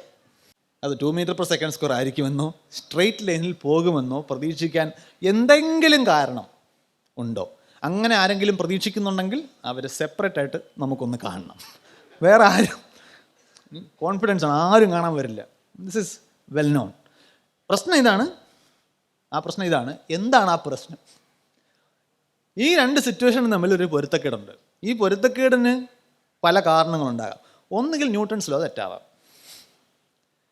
അല്ലെങ്കിൽ ന്യൂട്ടൺസ് ലോ പട്ടിയെ ചവിട്ടുന്ന കാര്യത്തിൽ ആപ്ലിക്കബിൾ ആയിരിക്കില്ല. നമ്മൾ ഈ മറ്റേ 30% വിലക്കുറവ് star condition supply, Newton's law പഠിച്ചതിൻ്റെ സൈഡിൽ എവിടെയെങ്കിലും സ്റ്റാർ ഇട്ടിട്ട് എന്തെങ്കിലും പറഞ്ഞിട്ടുണ്ടോ? ഈ കാര്യങ്ങൾ പട്ടിയെ തൊഴിക്കുന്ന കാര്യത്തിലോ അങ്ങനെ എക്സെപ്ഷൻസ് ഒന്നും പറയുന്നുമില്ല. എന്നിട്ടും നമ്മുടെ കുട്ടികൾക്ക് ഇതിൽ ഒരു പരാതിയുമില്ല. ഇതാണ് എന്നെ അലട്ടുന്ന പ്രശ്നം. ഇതാണ് നമ്മുടെ ടീച്ചേഴ്സിനെ സംരക്ഷിക്കുന്ന പ്രശ്നം. ഇത് ഈ കുട്ടി ചോദിച്ചാൽ പെട്ട്. പക്ഷേ നമ്മളത് കണ്ടീഷൻ ചെയ്ത് വെച്ചിട്ടുണ്ട്. അയ്യോ, ഇതൊന്നും അങ്ങനെ ചിന്തിക്കാനുള്ളതല്ല. ഇത് എഴുതുക, ഇത് വായിക്കുക, അത് പരീക്ഷയ്ക്ക് ചോദിച്ചാൽ എഴുതുക. അത് പരീക്ഷയ്ക്ക് ചോദിക്കാതെ ഇങ്ങനെ എഴുതാൻ പറ്റാത്ത എന്തെങ്കിലും ചോദിച്ചാൽ നമുക്ക് പിറ്റേന്ന് പത്രത്തിൽ എഴുതാം. എന്താണ്? നമ്മുടെ കുട്ടികളെ വലച്ച് ഫിസിക്സ് എക്സാം. ക്വസ്റ്റ്യൻ ഉണ്ടാക്കിയ ആൾ കുട്ടിയെ വലച്ചു. ആരുടെ തെറ്റ്? നിങ്ങൾ ശ്രദ്ധിക്കണം ആ വാർത്ത. കുട്ടികളെ വലച്ചു എന്ന് പറഞ്ഞാൽ അതൊരു ക്രിയയാണ്. വലയ്ക്കുക, അവനൊരു കർത്താവുണ്ട്. ആരാണ്? ക്വസ്റ്റ്യൻ ഇട്ട ആൾ. ആ കർമ്മം എന്ന് പറഞ്ഞാൽ കുട്ടികളെ വലയ്ക്കുക എന്ന് പറഞ്ഞാൽ ശിവ പാപം. അപ്പോൾ ഒരു തെറ്റ് സംഭവിച്ചിരിക്കുന്നു. തെറ്റ് ചെയ്ത ആളാരാണ്? ആ ക്വസ്റ്റ്യൻ ചോദിച്ച ആൾ. അയാൾ ചെയ്ത തെറ്റെന്താണ്? കൊച്ചിൻ്റെ അടുത്ത് ഈ പ്രിപ്പയർ ചെയ്ത ആൻസറിന് പകരം ചിന്തിച്ചെഴുതാവുന്നൊരു ക്വസ്റ്റ്യൻ ചോദിച്ചു. പാടില്ല. ഇതാണ് നമ്മൾ പഠിപ്പിക്കുന്ന പാഠം. ഇതാണ് നമുക്ക് കിട്ടുന്ന പാഠം. അപ്പോൾ ഇവിടുത്തെ ഈ ചോദ്യത്തിൻ്റെ ഈ പ്രോബ്ലത്തിലേക്ക് ഒന്നും വരാം. ഇത് സ്പെസിഫിക് ക്വസ്റ്റ്യൻ ആണ്. ഇവിടെ ഫിസിക്സ് അല്ല നമ്മൾ പഠിക്കാൻ പോകുന്നത്. ഇത് പഠിക്കുമ്പോൾ നമ്മൾ ക്ലാസ് മുറിയിൽ പഠിക്കുന്നതും റിയൽ ലൈഫിൽ നടക്കുന്നതും തമ്മിൽ ഒരു ക്ലിയർ മിസ്മാച്ചാണ്. പക്ഷേ ക്ലാസ് മുറിയിൽ പഠിക്കുന്നതിന് പുറം ലോകത്ത് നടക്കുന്നതായിട്ട് ഒരു ബന്ധവുമില്ല എന്ന് നമ്മൾ കൺവിൻസ്ഡ് ആയതുകൊണ്ടാണ് നമുക്കിതിനകത്ത് പ്രത്യേകിച്ച് പ്രശ്നമൊന്നും തോന്നാത്തത്. ഇങ്ങനെയാണ് നമ്മൾ സയൻസ് പഠിക്കുന്നതെന്നുണ്ടെങ്കിൽ നമുക്ക് സയൻറ്റിഫിക് ടെമ്പർ ഉണ്ടായാലല്ലേ അത്ഭുതം. ആണോ? സയൻറ്റിഫിക് ടെമ്പർ ഇല്ല എന്ന് പറയുന്നതിനകത്ത് അത്ഭുതമൊന്നുമില്ല. നമുക്ക് വേണമെങ്കിൽ ഉണ്ടാകാവുന്ന വികാരം വിഷമമാണ്. ഒരുപാട് പേര് അത്ഭുതത്തോടെ ചോദിക്കാറുണ്ട്, ഇത്രയൊക്കെ വിദ്യാഭ്യാസം നേടിയിട്ട് നമ്മുടെ ആളുകൾ എന്തുകൊണ്ടാണ് അന്ധവിശ്വാസികളെന്ന്. അതിനകത്ത് ഒരു അത്ഭുതവും ഇല്ല. അത്ഭുതം ഇല്ലാതാകുന്നത് അന്ധവിശ്വാസം വർക്ക് ചെയ്യുന്നത് റിയൽ ലൈഫിലാണ്, സയൻസ് പഠിക്കുന്നത് ക്ലാസ്സിലാണ്. ഇത് തമ്മിൽ ഒരു ബന്ധമില്ല. ആ ക്ലാസ് റൂമിൽ നടക്കുന്നതെല്ലാം ആർട്ടിഫിഷ്യലാണ്. സ്വാഭാവികമായിട്ട് ഇവിടെ ഇരിക്കുന്നവരെല്ലാവരും ഒരേ ഡ്രസ്സാണ് ഇട്ടേക്കുന്നത്? അല്ല. പക്ഷെ ഒരു ക്ലാസ് റൂമിൽ ഇരിക്കുന്ന എല്ലാ കുട്ടികളും ഒരേ ഡ്രസ്സാണ് ഇട്ടേക്കുന്നത്. ഇതൊരു സ്വാഭാവിക ഓഡിയൻസാണ്. അത് നമ്മൾ ട്യൂൺ ചെയ്തെടുക്കുന്ന ഓഡിയൻസാണ്. അത് ആർട്ടിഫിഷ്യലാണ്. ടീച്ചർ പഠിപ്പിക്കുന്നത് കുട്ടിക്ക് അപ്പം ഗുണമുള്ള ഒരു കാര്യമല്ല. 1-ാം ക്ലാസ് പഠിപ്പിക്കുന്ന കാര്യങ്ങൾ എന്തൊക്കെയാണ്? അക്ഷരം എഴുതാൻ പഠിപ്പിക്കും. അത് നാളെയാണ് ഗുണം ചെയ്യാൻ പോകുന്നത്. ഈ അക്ഷരം എഴുതി കാണിച്ചാൽ നമുക്ക് ജീവിതത്തിൽ ഒരു ഗുണം അപ്പം ഉണ്ടാകത്തില്ല. അപ്പോൾ കുട്ടിയെ കൺവിൻസ് ചെയ്തിട്ടില്ല നമ്മൾ ഇതുകൊണ്ട് ഗുണമുണ്ടെന്ന്. പക്ഷേ ഒരു പൂച്ച എലിയെ പിടിക്കാൻ പഠിക്കുമ്പോൾ അപ്പോഴാണ് അതിൻ്റെ പ്രയോജനം ഉണ്ടാകുന്നത്. അതിന് അപ്പം തന്നെ റിയൽ ലൈഫ് ആപ്ലിക്കേഷനുണ്ട്. നമ്മൾ പഠിക്കുന്നതൊന്നും അങ്ങനെയല്ല. നമ്മൾ പഠിക്കുന്നത് ഈ സർട്ടിഫിക്കറ്റ് ഏണിങ്ങിനുള്ള ചില ചടങ്ങുകൾ തീർക്കുന്നത്. നമ്മളെ വാക്ക് തന്നെ അതാണ്, ചടങ്ങാണ്. ഇത്തിരി അങ്ങോട്ടും ഇങ്ങോട്ടും മാടിയാലും കുഴപ്പമില്ല, ചടങ്ങ് ചെയ്താൽ മതി. സോ നമുക്ക് അതിനൊരു കോൺട്രാസ്റ്റ് വരയ്ക്കണം, class room versus real life. ഒന്ന് ഒരുപാട് രീതിയിൽ ഇത് പറയാം. ഒന്ന് അതിൻ്റെ ഒരു സിംപ്ലിഫിക്കേഷൻ ആസ്പെക്റ്റും പിന്നെ കോംപ്ലക്സിറ്റി. ക്ലാസ് റൂമിൽ പഠിപ്പിക്കുന്നത് ഐഡിയകളാണ്. ബലവും ആക്സലറേഷനും നമ്മളെ ബന്ധമാണ് ന്യൂട്ടൺസ് ലോ വെച്ച് പഠിപ്പിക്കുന്നത്. അതിൽ മാത്രം പഠിച്ചാൽ കാര്യമില്ല. കാരണം റിയൽ ലൈഫിൽ ബലം മാത്രമായിട്ടും ആക്സലറേഷൻ മാത്രമായിട്ടും കിട്ടില്ല. അതിന് ഐസൊലേറ്റ് ചെയ്ത് കിട്ടത്തില്ല. ഒരുപാട് കാര്യങ്ങൾ ഒരുമിച്ചാണ് വരുന്നത്. ഇതെല്ലാം വേറെ വേറെ പഠിച്ചിട്ട് സിറ്റുവേഷൻ ഒരുമിച്ച് വരുമ്പോഴത്തേക്കും അപ്ലൈ ചെയ്യുക. അങ്ങനെ അല്ല, നമ്മളെല്ലായിടത്തും അതാണ് ചെയ്യുന്നത്. ഇപ്പോൾ ഉദാഹരണത്തിന് ഷെർലക് ഹോംസിൻ്റെ നോവലും ഷേക്സ്പിയറിൻ്റെ 1 ആക്ട് പ്ലേയും എല്ലാം ഒരേ സെറ്റ് ഓഫ് ലെറ്റേഴ്സ് വെച്ചാണ് എഴുതുന്നത്. ആകെ 26 അക്ഷരം മതി ഇത് എഴുതാൻ. പക്ഷേ ഇത് രണ്ടും തമ്മിലൊരു ബന്ധമില്ല. അങ്ങനെയാണെന്നുണ്ടെങ്കിൽ നമ്മൾ പഠിപ്പിക്കുമ്പോൾ അക്ഷരങ്ങൾ ആദ്യം പഠിപ്പിക്കുന്നത്, പിന്നെ വാക്കുകൾ ഉണ്ടാക്കാൻ പഠിപ്പിക്കും, പിന്നെ വാക്കുകൾ കമ്പൈൻ ചെയ്യാനുള്ള റൂൾസ് പഠിപ്പിക്കും. ഇത് വെച്ചാൽ ഈ വാക്കുകൾ കമ്പൈൻ ചെയ്ത് നമുക്ക് മനസ്സിലുള്ള എന്ത് ഐഡിയയും എക്സ്പ്രസ് ചെയ്യാം. അങ്ങനെയാണ് നമ്മൾ ലാംഗ്വേജ് പഠിക്കുന്നത്. അല്ലെന്നുണ്ടെങ്കിൽ നമ്മൾ എന്തൊക്കെ പഠിക്കണം? എനിക്ക് ചായ വേണം എന്ന് പറയുന്നത് എങ്ങനെ എന്ന് ഒരു രീതി പഠിക്കണം. എനിക്ക് പച്ചവെള്ളം വേണമെന്ന് പറയുന്നത് എങ്ങനെ എന്ന് വേറെ പഠിക്കണം. ഇങ്ങനെ എല്ലാം പഠിക്കേണ്ടി വരും. അങ്ങനെ പഠിക്കാൻ പറ്റില്ല. പകരം നമ്മൾ വാക്കുകൾ വേറെ വേറെയാണെന്നും വാക്കുകളെ കമ്പൈൻ ചെയ്യുന്നതിന് റൂൾ ഉണ്ടെന്നും പഠിക്കുന്നു. സയൻസും ഫിസിക്സ് കെമിസ്ട്രി ആയാലും ഏത് സയൻസ് ആയാലും ക്ലാസ് റൂമിൽ ഇങ്ങനെയാണ് പഠിപ്പിക്കുന്നത്. ബേസിക് പ്രിൻസിപ്പിൾസ് ആണ് പഠിപ്പിക്കുന്നത്. റിയൽ ലൈഫിൽ ഇതെല്ലാം കൂടെ ഒരുമിച്ച് വരും. ഈ പ്രിൻസിപ്പിൾസ് മനസ്സിലായിട്ടുണ്ടെങ്കിൽ റിയൽ ലൈഫിൽ ഏതൊക്കെ പ്രിൻസിപ്പിൾസാണ് വർക്ക് ചെയ്യുന്നത്, അല്ലെങ്കിൽ എന്തൊക്കെ പ്രിൻസിപ്പിൾസാണ് അപ്ലൈ ചെയ്യേണ്ടതെന്ന് മനസ്സിലാക്കി പ്രയോഗിക്കാനുള്ള കഴിവ് വിദ്യാർത്ഥിക്ക് വരുമെന്നാണ് സങ്കല്പം. അത് വരാത്തതിൻ്റെ കാരണം പ്രിൻസിപ്പിൾസിൻ്റെ കുഴപ്പമാണെന്ന് വിചാരിക്കാതിരിക്കും. അതുകൊണ്ടാണ് നമ്മൾ ഈ പറഞ്ഞതുപോലെ എനിക്ക് പഠിച്ചതുകൊണ്ടൊരു പ്രയോജനമില്ല എന്ന് ആൾക്കാർ വിലപിക്കുന്നത്. ഇനി അതിനകത്ത് ഈ ഐഡിയലൈസേഷൻ ഉണ്ട്. ഐഡിയ നമ്മൾ പറഞ്ഞ അത് അടുത്തൊരു എക്സാമ്പിൾ വെച്ച് നമുക്ക് വിശദമായിട്ട് സംസാരിക്കാം. പിന്നെ ക്ലാസ് റൂമിൽ പഠിപ്പിക്കുന്നതെല്ലാം വെൽ ഡിഫൈൻഡ് കാര്യങ്ങളാണ്. കാരണം ടെക്സ്റ്റ് ബുക്കിൽ ഒരു കാര്യം എത്തണമെന്നുണ്ടെങ്കിൽ പൂർണ്ണമായും സയൻസിൽ വൈഡ്ലി അക്സെപ്റ്റഡ് ആയി കഴിഞ്ഞതിന് ശേഷമായിരിക്കും അത് എത്തുക. അപ്പോൾ അത് എസ്റ്റാബ്ലിഷ്ഡ് ആണ്, അതിനകത്ത് തർക്കത്തിന് വകുപ്പില്ല. പക്ഷേ റിയൽ ലൈഫിലുള്ള സയൻസ് എന്ന് പറയുന്നത് ഇപ്പോൾ റിസർച്ച് നടക്കുന്നത് എങ്ങനെയാണ്? അത് ഇന്ന് റിസർച്ച് നടത്തി നമ്മൾ കണ്ടുപിടിക്കുന്ന കാര്യം ടെക്സ്റ്റ് ബുക്കിൽ എത്താൻ ഇനി ഒരുപാട് സമയമെടുക്കും. ചിലപ്പം സ്കൂൾ ക്ലാസ്സിലെ ടെക്സ്റ്റ് ബുക്കിൽ എത്തിയില്ല എന്ന് തന്നെ വരും. അതൊരു ഓപ്പൺ എൻഡഡ് എൻക്വയറിയാണ്. ഒരാൾ ന്യൂട്ടൺസ് ലോ കണ്ടുപിടിക്കാം എന്ന് പറഞ്ഞല്ല ന്യൂട്ടൺ റിസർച്ച് ചെയ്തത്. ഇന്ന് ചിലപ്പോൾ നമ്മളങ്ങനെ ചെയ്യുമായിരിക്കും, പക്ഷെ അങ്ങനല്ല. അദ്ദേഹം പ്രകൃതിയെ മനസ്സിലാക്കാനുള്ള അന്വേഷണത്തിൽ കണ്ടുപിടിച്ച കാര്യങ്ങളാണ് പല പേരിൽ ഇന്ന് വിളിക്കുന്നത്. ലോസ് ഓഫ് മോഷൻ എന്നോ ഇക്വേഷൻ ഓഫ് മോഷൻ എന്നോ ഒക്കെ വിളിക്കുന്നു. പക്ഷേ അതൊരു ഓപ്പൺ എൻഡഡ് എൻക്വയറിയുടെ റിസൾട്ടാണ്. ഇന്ന കാര്യം കണ്ടുപിടിക്കാൻ വേണ്ടി പോയി ബേസിക് സയൻസ് ഒന്നും അങ്ങനെയല്ല ചെയ്യുന്നത്. ഒരു കമ്പനി, ഒരു ഇൻഡസ്ട്രി റിസർച്ച് ചെയ്യുന്നത് ഒരു പർട്ടിക്കുലർ പർപ്പസിനായിരിക്കും. ഇപ്പോൾ ഒരു TV ഉണ്ടാക്കുന്ന കമ്പനി കുറച്ചുകൂടി നല്ല റെസൊല്യൂഷനുള്ള ഒരു സ്ക്രീൻ എങ്ങനെ ഉണ്ടാക്കാം, ഒരു ഗോൾ ഓറിയൻറ്റഡ് റിസർച്ചാണ്. പക്ഷേ ലോകത്തെ മനസ്സിലാക്കാൻ ശ്രമിക്കുമ്പോൾ അങ്ങനെ ഒരു ഗോൾ അല്ല പ്രയോഗിക്കുന്നത്. ഇതെന്താണ് എന്ന് ആലോചിക്കുന്നിടയിൽ നമ്മൾ കണ്ടെത്തുന്ന കാര്യങ്ങൾക്ക് പിന്നെ പേര് വരും. ജനറൽ തിയറി ഓഫ് റിലേറ്റിവിറ്റി എന്നോ ക്വാണ്ടം മെക്കാനിക്സ് എന്നോ ഒക്കെയുള്ള പേരുകൾ വരുന്നതാണ്. പക്ഷേ അന്വേഷണം ഓപ്പൺ എൻഡഡ് ആയിരുന്നു. പിന്നെ ഈ linear versus non linear progression, സയൻസിൽ മനുഷ്യൻ കണ്ടെത്തുന്നത് അല്ലെങ്കിൽ ലോകത്തെക്കുറിച്ച് മനസ്സിലാക്കുന്നത് അത് സ്കൂളിൽ പഠിക്കുന്ന അല്ലെങ്കിൽ ക്ലാസ് റൂമിൽ പഠിക്കുന്ന ഓർഡറിലല്ല നമ്മൾ മനസ്സിലാക്കിയിരിക്കുന്നത്. അതും നമുക്ക് വിശദമായിട്ട് സംസാരിക്കാം. അപ്പോൾ ഇതൊരു സാമ്പിൾ, ഒരു സാധാരണ ഒരു ഫിസിക്സ് ക്ലാസ്സിൽ കാണാവുന്ന ഒരു പ്രോബ്ലമാണ്. നമ്മൾ നേരത്തെ ചോദ്യം ചോദിച്ച ആ പട്ടിയെ ചവിട്ടുന്ന കേസിൽ എനിക്ക് പട്ടികളുടെ അടുത്ത് പ്രത്യേകിച്ച് ശത്രുതയൊന്നുമില്ല. അതൊരു ഒരു ഹൈപ്പത്തറ്റിക്കൽ എക്സാമ്പിൾ മാത്രമാണ്. ഈ സിനിമയൊക്കെ തുടങ്ങുമ്പോൾ എഴുതി കാണിക്കത്തില്ലേ, ഈ സിനിമയുടെ ചിത്രീകരണത്തിനിടെ ഒരു മൃഗത്തിനും ദോഷം ചെയ്തില്ല, അതുപോലെ ഈ ടോക്കിനിടെ ഒരു മൃഗത്തിനും ദോഷം ചെയ്യാൻ ഞാനും ഉദ്ദേശിച്ചിട്ടില്ല. ഇതൊരു ഉദാഹരണം മാത്രമാണ്. ആ ഉദാഹരണത്തിൻ്റെ ഉത്തരം നമ്മളിതുവരെ ഡിസ്കസ് ചെയ്തിട്ടില്ല, എന്തുകൊണ്ടാണ് മിസ് മാച്ച് വരുന്നത്. ഇവിടെ അതുപോലൊരു ഉദാഹരണം എടുത്ത് ആ മിസ് മാച്ച് ഒന്ന് വിശദീകരിക്കാനാണ് ശ്രമിക്കുന്നത്. ഇതൊരു പ്രാക്ടീസ് പ്രോബ്ലം, PP എന്ന് നമ്മൾ വിളിക്കുന്ന ഒരു സ്കൂൾ പ്രോബ്ലമാണ്. Football is kicked at an angle of 45 degrees with an initial speed of 20 meters per second. Calculate the maximum height reached, the total time of flight and the range of football. ഇതൊരു typical +1 question ആണ് ഫിസിക്സിലെ. ഒരു ഫുട്ബോളിനെ 45 degree ആംഗിളിൽ 20 metre per second initial വെലോസിറ്റിയിൽ kick ചെയ്താൽ അത് എത്ര ഹൈറ്റ് വരെ വരും, അത് എത്ര ദൂരെ വരെ പോകും, എത്ര നേരം അത് എയറിൽ നിൽക്കും. ഇതാണ് ഈ 3 കാര്യങ്ങളാണ് ചോദിക്കുന്നത്. പുല്ല് പോലെ ഒരു ഇക്വേഷൻ വെച്ച് കുട്ടി കാൽക്കുലേറ്റ് ചെയ്യും. ഓക്കെ, ഇതിൽ പരിഗണിക്കാത്ത കുറേ കാര്യങ്ങളുണ്ട്. എയർ റെസിസ്റ്റൻസ്, അതായത് ഫുട്ബോൾ കടന്നു പോകുന്നത് എയറിൽ കൂടെയാണ്. അപ്പോൾ എയർ അതിനെ റെസിസ്റ്റ് ചെയ്യും. നമ്മൾ ബസ്സിൻ്റെ സൈഡിൽ ഇരുന്ന് യാത്ര ചെയ്യുമ്പം നമ്മുടെ മുഖത്ത് അനുഭവപ്പെടുന്ന ഒരു റെസിസ്റ്റൻസ് ഉണ്ട്, അത് ഫുട്ബോളിനും ഫീൽ ചെയ്യും.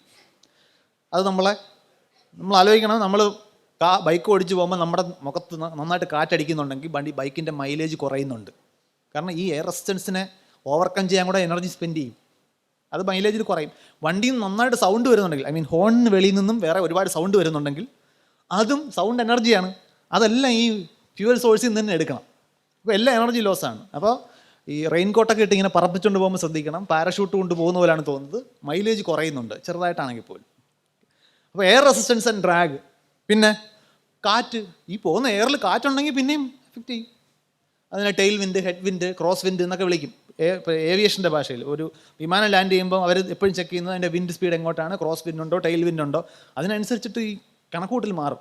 ഓക്കെ, ഇനി സ്പിൻ ആൻഡ് ഫുട്ബോൾ ഇങ്ങനെ നേരെ പോകുന്നതിന് പകരം കറങ്ങിക്കൊണ്ടാണ് പോകുന്നതെന്നുണ്ടെങ്കിൽ ഈ കറക്കം കാരണം അതിനൊരു ഫോഴ്സ് ഉണ്ട്, മാഗ്നസ് ഇഫക്റ്റ് എന്ന് വിളിക്കും. ഈ ബെക്കംസ് കിക്ക് എന്ന് അറിയപ്പെടുന്ന ഈ ചില ഫുട്ബോൾ പ്ലെയേഴ്സ് കളിക്കുമ്പോൾ ഫുട്ബോൾ ഇങ്ങനെ വളഞ്ഞ് നിന്ന് ഗോൾ പോസ്റ്റ് കയറുന്നത്, ഈ വളവ് മാഗ്നസ് ഇഫക്റ്റാണ്.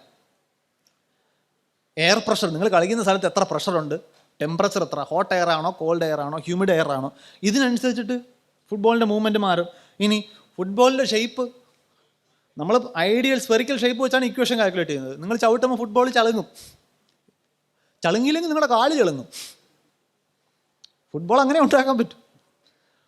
അത് കഴിഞ്ഞാൽ സ്ഫെറിക്കൽ ഷേപ്പ് മാറും, അത് അതിൻ്റെ ബാക്കി പ്രോപ്പർട്ടീസിനെ ബാധിക്കും. ആ ഫുട്ബോൾ ഉണ്ടാക്കിക്കുന്ന മെറ്റീരിയൽ എന്തോ വെച്ചാണ്, നമ്മൾ മറ്റേ കണ്ടത്തിൽ കളിക്കുമ്പോഴത്തേക്ക് നമ്മൾ റബ്ബർ പ്ലാസ്റ്റിക്കൊക്കെ ചുറ്റി ബോൾ ഉണ്ടാക്കി കളിക്കും, അതുപോലെ അല്ല മറ്റേ പ്രൊഫഷണൽ ഫുട്ബോൾ കളിക്കുന്നത്. ഇനി ഗ്രൗണ്ട് സർഫസ് എത്രത്തോളം ലെവലുള്ളതാണ്, നമ്മൾ ചവിട്ടുമ്പം അതിൻ്റെ അപ്പുറത്തിരിക്കുന്ന കല്ല് എങ്ങോട്ടാണ് ഇരിക്കുന്നത്, ഇതൊക്കെ അനുസരിച്ചിട്ട്.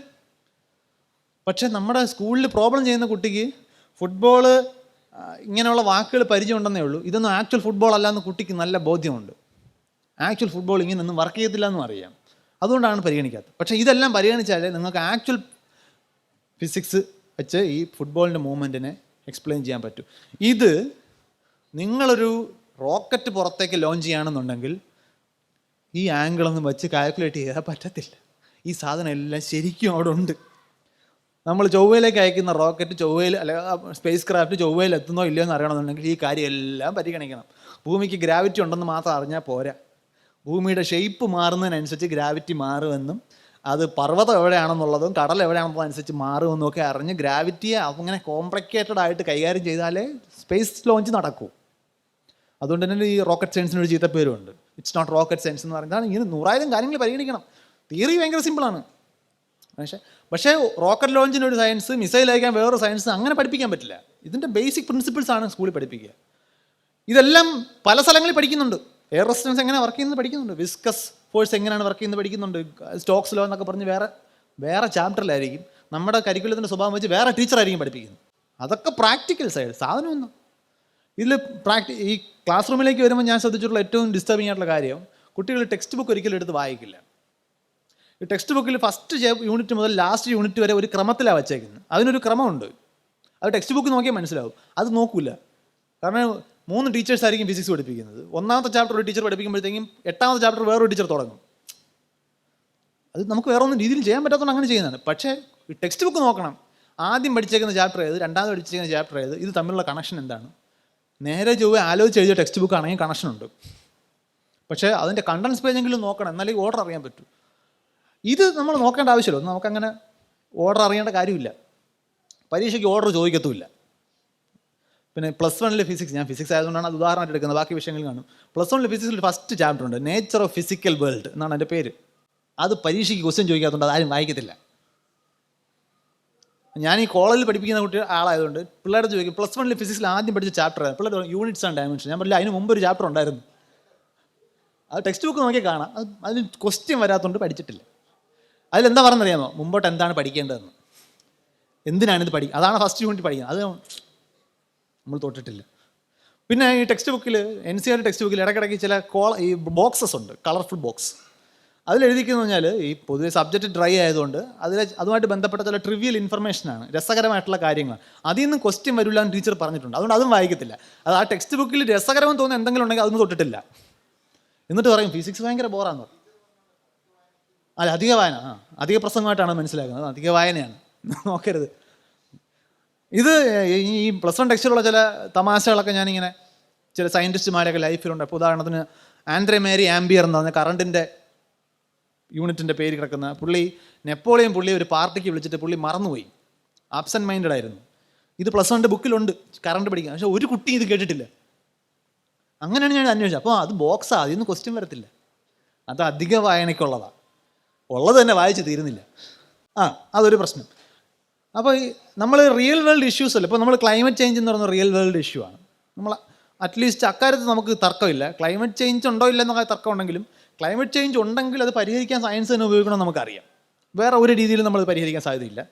അതിൽ ഫിസിക്സ് ഉണ്ട്, ടെമ്പറേച്ചർ കൂടുന്നതിനെക്കുറിച്ചും ഐസ് മെൽറ്റ് ചെയ്യുന്നതിനെക്കുറിച്ചും. കെമിസ്ട്രി ഉണ്ട്, മറ്റേ ക്ലോറോ ഫ്ലൂറോ കാർബൺസോ, നമ്മൾ പല കെമിക്കൽസിൻ്റെയും ആക്ഷനെ കുറിച്ചും പറയും. ബയോളജി ഉണ്ട്, കാരണം എന്താ ജീവിവർഗ്ഗങ്ങൾക്ക് എന്താ സംഭവിക്കുന്നത്, ബയോഡൈവേഴ്സിറ്റിക്ക് എന്താണ് സംഭവിക്കുന്നത്. ജിയോളജി ഉണ്ട്, എവിടെയൊക്കെ ഭൂമി എങ്ങനെയാണ് കിടക്കുന്നത്. ഓഷ്യനോഗ്രഫി, കടലിലെ ഓഷൻ കറൻസ് സർക്കുലേഷൻസ് എങ്ങനെയാണ് വർക്ക് ചെയ്യുന്നത്. മീറ്റിയറോളജി, മഴ വെയിൽ, ഇതിൽ വരുന്ന വ്യത്യാസം. ഇക്കണോമിക്സ്, ഇത് ട്രേഡ് റൂട്ടിനെ ബാധിക്കുമെന്നോ, ഇത് എത്ര രൂപ ബഡ്ജറ്റിൽ ക്ലൈമറ്റ് ചേഞ്ചിനെ മിറ്റിഗേറ്റ് ചെയ്യാൻ മാറ്റി വെക്കണോ, എക്കണോമിക്കലാണല്ലോ. പൊളിറ്റിക്സ് ഉണ്ട്. നമ്മളിപ്പം ഇനി ഈ സമയത്തേക്കാൾ നല്ലൊരു സമയമില്ല ചർച്ച ചെയ്യാൻ. ഇന്നും അവിടെ എന്തൊക്കെയോ നടക്കുന്നുണ്ട്. അമേരിക്കയിൽ പേപ്പർ സ്ട്രോയിന് വേണ്ട, പ്ലാസ്റ്റിക് സ്ട്രോ മതി എന്ന് നമ്മുടെ ബഹുമാന്യനായ നമ്മുടെ ട്രംപ് അദ്ദേഹം ഇന്ന് ഓർഡർ പുറപ്പെടുവിച്ചിട്ടുണ്ട്. അപ്പോൾ അങ്ങനെ പല രീതിയിൽ അതിനകത്ത് പൊളിറ്റിക്സ് വരും, സോഷ്യോളജി വരും. സോഷ്യോളജി എന്ന് പറയുന്നത് ക്ലൈമറ്റ് ചേഞ്ച് വലിയ പ്രശ്നമാണ് നമ്മൾ ചർച്ച ചെയ്യുമ്പോൾ എല്ലാവർക്കും ഒരുപോലെ പ്രശ്നമല്ല. കടൽ തീരത്ത് താമസിക്കുന്നവർക്കായിരിക്കും ആദ്യം ബാധിക്കുന്നത് സീ ലെവൽ റൈസിങ്. അപ്പോൾ അവരുടെ പ്രശ്നമായിരിക്കത്തില്ല വേറൊരു സ്ഥലത്ത് താമസിക്കുന്ന ആൾ. ഈ ഇറഗുലർ പ്രസിപ്പിറ്റേഷനോ കടുത്ത മഴയോ പെയ്യുമ്പോഴത്തേക്കും അത് ബാധിക്കാൻ പോകുന്നത് മലമ്പ്രദേശങ്ങളിൽ താമസിക്കുന്ന ആളുകളായിരിക്കും. ഓക്കെ, ഇതൊന്നും ബില്യനേഴ്സിനെ ബാധിക്കാൻ ഒരുപാട് സമയമെടുക്കും. അപ്പോൾ അവർക്കത് പ്രയോറിറ്റി ആവില്ല. അപ്പോൾ അതിനകത്ത് സോഷ്യോളജി വരും. പിന്നെ ഇതൊക്കെ ഇംപ്ലിമെൻറ്റ് ചെയ്യണമെങ്കിൽ റിന്യൂവബിൾ എനർജി റിസോഴ്സിലോട്ട് മാറണമെങ്കിൽ എഞ്ചിനീയറിംഗ് വേണ്ടേ. നമ്മൾ EV ഇലക്ട്രിക് വെഹിക്കിൾസിനെ കുറിച്ച് സംസാരിക്കുമ്പോൾ ഇതുണ്ടാവണമല്ലോ, അതിന് എഞ്ചിനീയറിംഗ് വേണ്ടേ. കമ്പ്യൂട്ടർ സയൻസ് ഇല്ലാതെ ഇന്ന് ഈ ക്ലൈമറ്റ് ചേഞ്ച് പ്രെഡിക്റ്റ് ചെയ്യുന്നതൊക്കെ മോഡൽസാണ്. കമ്പ്യൂട്ടർ സയൻസ് ഇല്ലെങ്കിൽ അതും ഇല്ല. അപ്പോൾ ഏതെങ്കിലും ഒരു വിഷയത്തെ മാറ്റി എടുത്തിട്ട് സംസാരിക്കാൻ പറ്റത്തില്ല. എല്ലാം കൂടെ ചേർത്താണ് റിയൽ വേൾഡ് ഇഷ്യൂസ് സംസാരിക്കുന്നത്. പക്ഷേ ഇഷ്യൂ ബേസ്ഡ് അല്ല നമ്മുടെ എഡ്യൂക്കേഷൻ, പ്രിൻസിപ്പിൾ ബേസ്ഡ് ആണ്. അങ്ങനെ നമുക്ക് പഠിപ്പിക്കാൻ പറ്റുള്ളൂ. ഇനി നേരത്തെ പറഞ്ഞൊരു വാക്കാണ് നോൺ ലീനിയാരിറ്റി. അതായത് നമ്മൾ സ്കൂളിൽ പഠിക്കുന്ന ആശയങ്ങൾ, ഈ പഠിക്കേണ്ട ആശയങ്ങളുടെ ഒരു ലോജിക്കൽ ഓർഡറിലാണ് പഠിക്കുന്നത്. മനുഷ്യൻ കണ്ടെത്തിയത് ആ ഓർഡറിലല്ല. അത് പല രീതിയിൽ. ഇപ്പോൾ 8ാം ക്ലാസ്സിലോ മറ്റോ നമ്മൾ ആദ്യമായിട്ട് ആറ്റങ്ങൾക്കുള്ളിൽ ന്യൂട്രോൺസ്, പ്രോട്ടോൺസ്, ഇലക്ട്രോൺസ് ഉണ്ടെന്ന് പഠിക്കുന്നത്. ഒരു കോളേജ് സിലബസിലൊക്കെ എത്തുമ്പോഴേ തിയറി ഓഫ് റിലേറ്റിവിറ്റി പഠിക്കൂ. കോളേജ് വരെ ഫിസിക്സ് പഠിച്ചില്ലെങ്കിൽ എങ്ങും ഒരു പക്ഷേ റിലേറ്റിവിറ്റി പഠിച്ച് കാണത്തില്ല. റിലേറ്റിവിറ്റി കണ്ടുപിടിക്കുന്നത് 1915-ലാണ്. ന്യൂട്രോണിനെ കണ്ടുപിടിക്കുന്നത് 1932-ലാണ്. ആദ്യം പഠിപ്പിക്കാനാണെന്നുണ്ടെങ്കിൽ റിലേറ്റിവിറ്റി ആദ്യം പഠിപ്പിച്ചിട്ട് ന്യൂട്രോണിനെ കുറിച്ച് പഠിപ്പിക്കാൻ പറ്റും. പക്ഷെ അങ്ങനെ പഠിപ്പിക്കാൻ പറ്റത്തില്ല. കണ്ടെത്തുന്നതിന് വേറെയും ഒരുപാട് ഘടകങ്ങൾ ചേർന്നാണ് കാര്യങ്ങൾ തീരുമാനിക്കുന്നത്. ഇനി ഇതുമായിട്ട് ബന്ധപ്പെട്ട് സയൻസിൻ്റെ ഹിസ്റ്ററി മാത്രം നോക്കിയാൽ മനുഷ്യനാണല്ലോ ഇതെല്ലാം കൈകാര്യം ചെയ്യുന്നത്. മനുഷ്യൻ്റെ ഹിസ്റ്ററിയും തമ്മിലും ഒരു പൊരുത്തക്കേടുണ്ട്. ഇപ്പോൾ നമ്മൾ നോക്കിക്കഴിഞ്ഞാൽ 1915 theory of relativity, special general theory of relativity കണ്ടുപിടിക്കുമ്പോൾ UK സ്ത്രീകൾക്ക് വോട്ടവകാശമില്ല. നമുക്ക് ഇങ്ങനെ ആലോചിക്കുമ്പോൾ തോന്നില്ല, നമുക്ക് ഇതൊക്കെ നേരത്തെ ഉള്ള കാര്യമായിട്ട് തോന്നും. കേരളത്തിൽ എന്താണ് ടെമ്പിൾ എൻട്രി പ്രൊക്ലമേഷൻ, ക്ഷേത്ര പ്രവേശന വിളംബരം 1936. 1926 ജോൺ ബേഡ് വർക്കിംഗ് ടെലിവിഷൻ കണ്ടുപിടിക്കുന്നത്. അത് കഴിഞ്ഞ് 10 കൊല്ലം കഴിയുമ്പോഴാണ് നമ്മളിവിടെ ക്ഷേത്ര പ്രവേശന വിളംബരം നടത്തുന്നത്. ഇതാണ് നമ്മുടെ ചരിത്രത്തിലുള്ള ചില പൊരുത്തങ്ങൾ. ഇന്നും പല കാര്യങ്ങളും ലീഗലായിട്ടില്ല, പണ്ടേ ആകുമെന്ന് നമ്മൾ വിചാരിച്ചതാണ്. അലൻ ട്യൂറിംഗ് എന്ന് പറയുന്നത് കമ്പ്യൂട്ടർ സയൻസിൻ്റെ പിതാവാണ്. 2ാം ലോക മഹായുദ്ധത്തിലെ മരണങ്ങൾ കുറയ്ക്കുന്നതിൽ പങ്കുവഹിച്ച ആളാണ്. എനിഗ്മ മെഷീൻ്റെ കോഡ് ബ്രേക്ക് ചെയ്യുന്നതിന് വേണ്ടിയിട്ട് പുള്ളി ഇന്നത്തെ കമ്പ്യൂട്ടർ സയൻസിൻ്റെ ആദ്യ രൂപങ്ങളിലൊന്ന് പ്രയോഗിച്ച ആളാണ്. പുള്ളി ഹോമോസെക്ഷൽ ആയിരുന്നതുകൊണ്ട് കെമിക്കൽ കാസ്ട്രേഷൻ എന്ന് പറഞ്ഞ ശിക്ഷയ്ക്ക് വിധിക്കപ്പെട്ട ആളാണ്. കെമിക്കൽ കാസ്ട്രേഷൻ കാരണം അദ്ദേഹത്തിന് ഡിപ്രഷൻ വന്നു, സൂയിസൈഡ് ചെയ്തു. ഓക്കെ, എന്നിട്ട് എനിക്ക് തോന്നുന്നു ഒരു കഴിഞ്ഞ 5 കൊല്ലത്തിനിടെയാണ് UK ഗവൺമെൻറ് അദ്ദേഹത്തിന് മാപ്പ് കൊടുത്തത്. ശ്രദ്ധിക്കണം, വാക്ക് പാർഡൻ. എന്തിന്? ഹോമോസെക്ഷൽ ആയിരുന്നതിന്. അന്ന് കമ്പ്യൂട്ടർ സയൻസിൻ്റെ പിതാവെന്ന് വിളിക്കുന്നൊരു ആ സ്റ്റാറ്റസിലൊരു മനുഷ്യൻ്റെ ചെറുപ്പകാലത്ത് അങ്ങേരെ തള്ളി സൂയിസൈഡിലേക്ക് കൊണ്ടുവിട്ടിട്ട് ഇപ്പോൾ നമ്മൾ മാപ്പ് കൊടുക്കുകയാണ്. വിശാല ഹൃദയനായ ആശാൻ അലൻ ട്യൂറിങ്ങിനോട് ക്ഷമിച്ചിരിക്കുന്നു. അതായത് ഈ ഒരു നോൺ ലീനിയാരിറ്റി നമ്മുടെ സാമൂഹ്യ പുരോഗതിയിലും സയൻസിൻ്റെ പ്രോഗ്രസ്സിലും കാണാൻ പറ്റും. ഇത് വെളിയിൽ നടക്കുന്ന ഓർഡറാണ്. നമ്മൾ പുറത്തിറങ്ങുമ്പോൾ അതായത് ഇപ്പം ഞാൻ കണ്ടുപിടിച്ചുകൊണ്ടിരിക്കും, ഇപ്പോൾ വാർത്തയിൽ വരുന്നൊരു കാര്യം, അല്ലെങ്കിൽ ഇപ്പോൾ ഒരു റിസർച്ച് ആർട്ടിക്കിളായിട്ട് വരുന്നത് നാളത്തെ ബ്രേക്ക് ത്രൂ ആണെന്ന് ഇന്ന് തോന്നൂല്ല. നമ്മൾ ക്വാണ്ടം ഭൗതികത്തെക്കുറിച്ച് വാദോരാ സംസാരിക്കും, ഫിസിക്സിലെ വിപ്ലവം എന്ന് വിളിക്കും. ക്വാണ്ടം തിയറി ആദ്യമായിട്ട് പബ്ലിഷ് ചെയ്യപ്പെട്ടപ്പോൾ ഒരൊറ്റ മൈൻഡ് ചെയ്തില്ല അത് ആരും. അതായത് ഇത് കണ്ടുപിടിച്ച മാക്സ് പ്ലാങ്കിന് തന്നെ തോന്നി ഇതൊരു തട്ടിക്കൂട്ട് തിയറിയാണ്, നാളെ ഇത് ആരെങ്കിലും വന്ന് തെറ്റാണെന്ന് തെളിയിക്കും, അതുവരെ തൽക്കാലം ഇതിരിക്കട്ടെ എന്ന് വിചാരിച്ചു. പുള്ളി 1900 ഇത് കണ്ടുപിടിക്കുന്നത്. 1905 വേറൊരു പ്രശ്നം പരിഹരിക്കാൻ ഒരു മാർഗ്ഗവും ഇല്ലാതെ ആൽബർട്ട് ഐൻസ്റ്റൈൻ ഈ ക്വാണ്ടം തിയറി എടുത്ത് പ്രയോഗിച്ചപ്പോൾ വർക്ക് ചെയ്തു. അപ്പോൾ ശരിക്കും മാക്സ് പ്ലാങ്ക് നമ്മുടെ കണ്ണൻ സ്രാങ്കിൻ്റെ അവസ്ഥയിലാണ്. എനിക്ക് വട്ടായതാണോ അതോ അല്ലെങ്കിൽ പുള്ളി ഇതാരെങ്കിലും തെറ്റാണെന്ന് തെളിയിക്കുന്ന വെച്ച് വെയിറ്റ് ചെയ്യുവാണ്. അപ്പോൾ അത് വർക്ക് ചെയ്യുന്നു എന്ന് വേറൊരാൾ തെളിയിച്ചിരിക്കുന്നു. അതിന് ആ പുള്ളിക്ക് നോബൽ പ്രൈസ് കൊടുത്തത് ആൽബർട്ട് ഐൻസ്റ്റൈനാണ്. ഫോട്ടോ ഇലക്ട്രിക് ഇഫക്റ്റിനെ എക്സ്പ്ലെയിൻ ചെയ്തതിന് പുള്ളിക്ക് നോബൽ പ്രൈസ് കൊടുത്തു. തിയറി ഓഫ് റിലേറ്റിവിറ്റി അല്ല, തിയറി ഓഫ് റിലേറ്റിവിറ്റിയും ഫോട്ടോ ഇലക്ട്രിക് ഇഫക്റ്റ് ഒരുമിച്ച് ഒരേ വർഷമാണ് പുള്ളി കണ്ടുപിടിക്കും. തിയറി ഓഫ് റിലേറ്റിവിറ്റി ആ തിയറി ഓഫ് റിലേറ്റിവിറ്റി അന്നും തെളിയിക്കാൻ പറ്റിയിട്ടില്ല. അപ്പം ഒരു കണ്ടുപിടുത്തം വരുമ്പോൾ ഒന്നും അത് ബ്രേക്ക് ത്രൂ ആവില്ല, ആകണമെന്ന് യാതൊരു ഗ്യാരണ്ടിയും ഇല്ല. അത് പിന്നെ പതിയെ ഇവോൾവ് ചെയ്ത് വരുന്നതാണ്. ക്ലാസ് റൂമിൽ ഇങ്ങനെയല്ല പഠിപ്പിക്കുക. ക്ലാസ് റൂമിൽ ഇതാണ്ട് ഇത് അടുത്ത് പുസ്തകത്തിൽ പറഞ്ഞിട്ടുണ്ട് ക്ലാസിക്കൽ ഫിസിക്സ്, അതുവരെയുള്ള ഫിസിക്സിലെ പല കാര്യങ്ങൾക്കും ഉത്തരമില്ലാതിരുന്നത് കൊണ്ടാണ് ക്വാണ്ടം ഫിസിക്സ് കണ്ടെത്തിയത്. പക്ഷേ എൻ്റെ അനുഭവത്തിൽ ഒരു ടീച്ചർ പറഞ്ഞു, limitations of classical physics question ചോദിക്കാറില്ല, നമുക്ക് നേരിട്ട് ക്വാണ്ടം ഫിസിക്സ് പഠിക്കാം. അപ്പോൾ അതോടെ എന്തിനാണെന്നുള്ള ചോദ്യം ഇനിയില്ല, ചോദിക്കത്തുമില്ല കുട്ടി. ടീച്ചറും അതങ്ങനെയാണ് കാണുന്നത്. ഓക്കെ, ഈ നോൺ ലീനിയാരിറ്റി ഒരു പ്രശ്നമാണ്. പിന്നെ വാക്കെന്ന് പറഞ്ഞാൽ സയൻസിലേക്ക് വരുമ്പോൾ പ്രിസിഷൻ ഭയങ്കര ഇമ്പോർട്ടൻ്റ് ആണ്. ഒരു വാക്ക് ഒരർത്ഥത്തിലേ ഉപയോഗിക്കാവൂ. കോമൺ ലാംഗ്വേജ് അങ്ങനെ അല്ല. കോമൺ ലാംഗ്വേജ് നമ്മൾ ഉപയോഗിക്കുന്ന ടോണൊക്കെ മാറ്റി നമുക്ക് ഇഷ്ടമുള്ള രീതിയിൽ ഉപയോഗിക്കാം. ഇപ്പോൾ ഞാൻ കൊള്ളാം എന്ന് പറയുന്നതും കൊള്ളാം എന്ന് പറയുന്നതും തമ്മിൽ വ്യത്യാസമുണ്ട്. ഒരേ വാക്കാണ് പറയുന്നത്. അങ്ങനെ സയൻസ് കമ്മ്യൂണിക്കേറ്റ് ചെയ്യാൻ പറ്റില്ല. You need precision.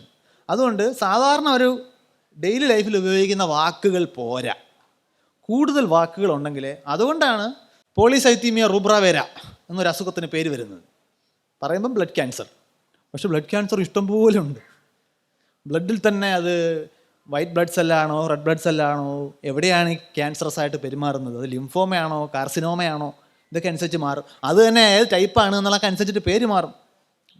ഈ വാക്ക് നിങ്ങൾക്ക് പരിചയം ഉണ്ടാകുമെന്ന് ഞാൻ വിചാരിക്കുന്നു. മിന്നാരം എന്ന് പറയുന്ന സിനിമയിൽ ലാലു അലക്സിൻ്റെ ക്യാരക്ടർ പറയുന്ന ഈ ഡയലോഗ് ഇപ്പോഴും മനസ്സിലാവാത്ത കാര്യങ്ങൾ പറയുന്ന ആളുകളെ കൗണ്ടർ ചെയ്യാൻ വേണ്ടി ഉപയോഗിക്കുന്ന ഒരു ട്രോൾ ഇമേജാണ്. അതായത് പോളിസൈത്തീമിയ റുബ്രവേര എന്നാണ് ഈ അസുഖത്തിൻ്റെ മെഡിക്കൽ നെയിം. ഇത് സാധാരണക്കാരന് അറിയേണ്ട കാര്യമില്ല, ബ്ലഡ് ക്യാൻസർ എന്ന് പറഞ്ഞാൽ മതി. പക്ഷേ ചികിത്സിക്കുന്ന ഡോക്ടർ ബ്ലഡ് ക്യാൻസർ എന്ന് പറഞ്ഞ് ചികിത്സിക്കാൻ പറ്റത്തില്ല.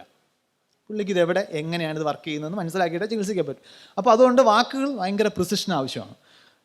ക്ലാസ് റൂമിലേക്ക് ഫിസിക്സ് സയൻസ് പഠിക്കാൻ വരുമ്പോൾ, ഫിസിക്സ് എന്നല്ല ഏത് വിഷയം പഠിക്കാൻ വരുമ്പോഴുള്ള പ്രശ്നം, വാക്ക് നമുക്കറിയാമായിരിക്കും, പക്ഷേ സയൻസിൽ ഉപയോഗിക്കുന്ന അർത്ഥം അതല്ലായിരിക്കും. ഇത് പൊതുവിൽ ടീച്ചേഴ്സ് എടുത്ത് പറയത്തില്ല. വർക്ക്, ഫിസിക്സ് ക്ലാസ്സിൽ വർക്ക് ഇടയ്ക്കിടയ്ക്ക് പറയും, വർക്ക് ഡൺ. നമുക്ക് വർക്ക് എന്ന് പറഞ്ഞ വാക്കറിയാം. ഇത് ആദ്യമായിട്ട് ഫിസിക്സ് പഠിക്കാൻ വരുന്ന കുട്ടിക്ക് വർക്ക് എന്നുള്ള വാക്ക് നല്ലതുപോലെ അറിയാം. കാരണം വീട്ടിൽ തേങ്ങ ഇടുക എന്ന് പറഞ്ഞ വർക്ക് ചെയ്ത ആളിന് അച്ഛൻ പൈസ കൊടുക്കുന്നത് കുട്ടി കണ്ടിട്ടുണ്ട്. വർക്കിന് പൈസ കൊടുക്കുന്നുണ്ട്, പെയിൻറ്റ് വർക്കിന് പൈസ കൊടുത്തിട്ടുണ്ട്, എല്ലാ വർക്കിനും പൈസ കൊടുത്തിട്ടുണ്ട്, ചുമടെടുക്കുന്ന വർക്കിനും പൈസ കൊടുക്കുന്നുണ്ട്. പക്ഷേ ഫിസിക്സിൻ്റെ കണക്കിൽ ചുമടെടുത്തുകൊണ്ട് ഇവിടുന്ന് അവിടെ കൊണ്ടുവച്ചാൽ വർക്ക് ചെയ്തിട്ടില്ല. കാരണം അത് ഫോഴ്സും ഡിസ്പ്ലേസ്മെൻറ്റിൻ്റെയും കൂടെ ഡോട്ട് പ്രോഡക്റ്റ് എന്നാണ് പഠിപ്പിക്കുന്നത്. ഒരു ഫോഴ്സ് ഉപയോഗിച്ച് നമ്മളൊരു വസ്തുവിനെ നീക്കിയാൽ ആ ഫോഴ്സിൻ്റെ ദിശയിൽ അത് എത്രത്തോളം നീങ്ങി, അതിനാണ് വർക്ക്. അപ്പോൾ ചുമടെടുക്കുമ്പോൾ നമ്മൾ കൊടുക്കുന്ന ബലം മുകളിലോട്ടാണ്, ചുമട് നീങ്ങുന്നത് അങ്ങോട്ടാണ്. ബലം പ്രയോഗിച്ച ദിശയിലേക്ക് വെയിറ്റ് നീങ്ങിയിട്ടില്ല. അപ്പോൾ അതുകൊണ്ട് വർക്ക് ചെയ്തിട്ടില്ല. ശമ്പളം തരില്ലെന്ന് പറഞ്ഞാൽ വിവരം അറിയും. കൂലി തരാൻ പറ്റില്ലെന്ന് പറയാൻ പറ്റില്ല. ഫിസിക്സ് പ്രകാരം വർക്ക് ഡൺ 0 ആണ്. പക്ഷേ റിയൽ ലൈഫിൽ അവിടെ വർക്ക് ചെയ്യപ്പെടുന്നു. വ്യത്യാസമുണ്ട്. പിന്നെ ഞാനൊരു നല്ല മതിൽ ചെന്ന് തള്ളിക്കൊണ്ട് നിന്ന് കഴിഞ്ഞാൽ വർക്ക് ഡൺ ഇല്ല, അവിടെ ഡിസ്പ്ലേസ്മെൻ്റ് ഇല്ല. പക്ഷെ കുറേ കഴിയുമ്പോഴത്തേക്ക് എൻ്റെ വായിൽ നിന്ന് പത വരും. പക്ഷേ എനർജി സ്പെൻഡ് ആയിട്ടുണ്ട്, എന്തോ പ്രശ്നമുണ്ട്. ഈ വർക്ക് എന്ന് പറയുന്ന വാക്ക് നമ്മൾ അങ്ങനെ അല്ല പരിചയപ്പെടുന്നത്. ഇനി പവർ, നമ്മുടെ സാധാരണ പവർ എന്ന് പറഞ്ഞാൽ ഒരാളുടെ മനസ്സിൽ വരുന്ന വാക്ക് എന്താണ്? നല്ല പവറുള്ള, ശക്തി. പരസ്യങ്ങളിലൊക്കെ പറയുമ്പോഴത്തേക്ക് ഇങ്ങനെ പവർ, ശക്തി, ബലമുള്ള കമ്പി എന്നൊക്കെ പറഞ്ഞ് വലിയ പരസ്യമാണ്. പക്ഷേ പവർ എന്ന് പറഞ്ഞാൽ റേറ്റ് ഓഫ് സ്പെൻഡിങ് എനർജിയാണ് ഫിസിക്സിൽ. അതിനെ മാത്രമേ പവർ എന്ന് വിളിക്കൂ, വേറെ ഒന്നിനെയും പവർ എന്ന് വിളിക്കില്ല. ശക്തി എന്ന് പറഞ്ഞൊരു വാക്കേ ഉപയോഗിക്കത്തില്ല. പിന്നെ ഓർഗാനിക് എന്ന് പറഞ്ഞാൽ കെമിസ്ട്രിയിൽ എന്താ അർത്ഥം? കാർബൺ ഉണ്ടാക്കുന്ന കോമ്പൗണ്ട്സിനെ കുറിച്ച് പഠിക്കുന്ന ഏരിയയാണ് ഓർഗാനിക് കെമിസ്ട്രി. നമുക്ക് പുറത്ത് കിട്ടുന്ന സെൻസ് അതല്ല.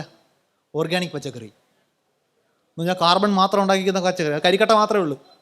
സോൾട്ട്, കെമിസ്ട്രിക്കാരുടെ സോൾട്ട് എന്ന് പറഞ്ഞാൽ ആസിഡ് ബേസ് മിക്സ് ചെയ്ത് ഉണ്ടാകുന്ന സാധനത്തിനാണ് സോൾട്ട് എന്ന് വിളിക്കുന്നത്. നമുക്ക് ഉപ്പ് മാത്രമേ ഉള്ളൂ സോൾട്ട്.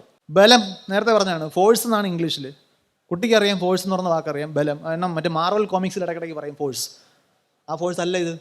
മറ്റേ നേരത്തെ പറഞ്ഞാണ് ഏത്, rate of change in moment ഉണ്ടാക്കുന്ന ഐറ്റമാണ് ഫോഴ്സ്. അന്നാണ് ഫിസിക്സിൽ ഫോഴ്സിനെ വിളിക്കുന്നത്. അത് മാത്രമാണ് ഫോഴ്സ്.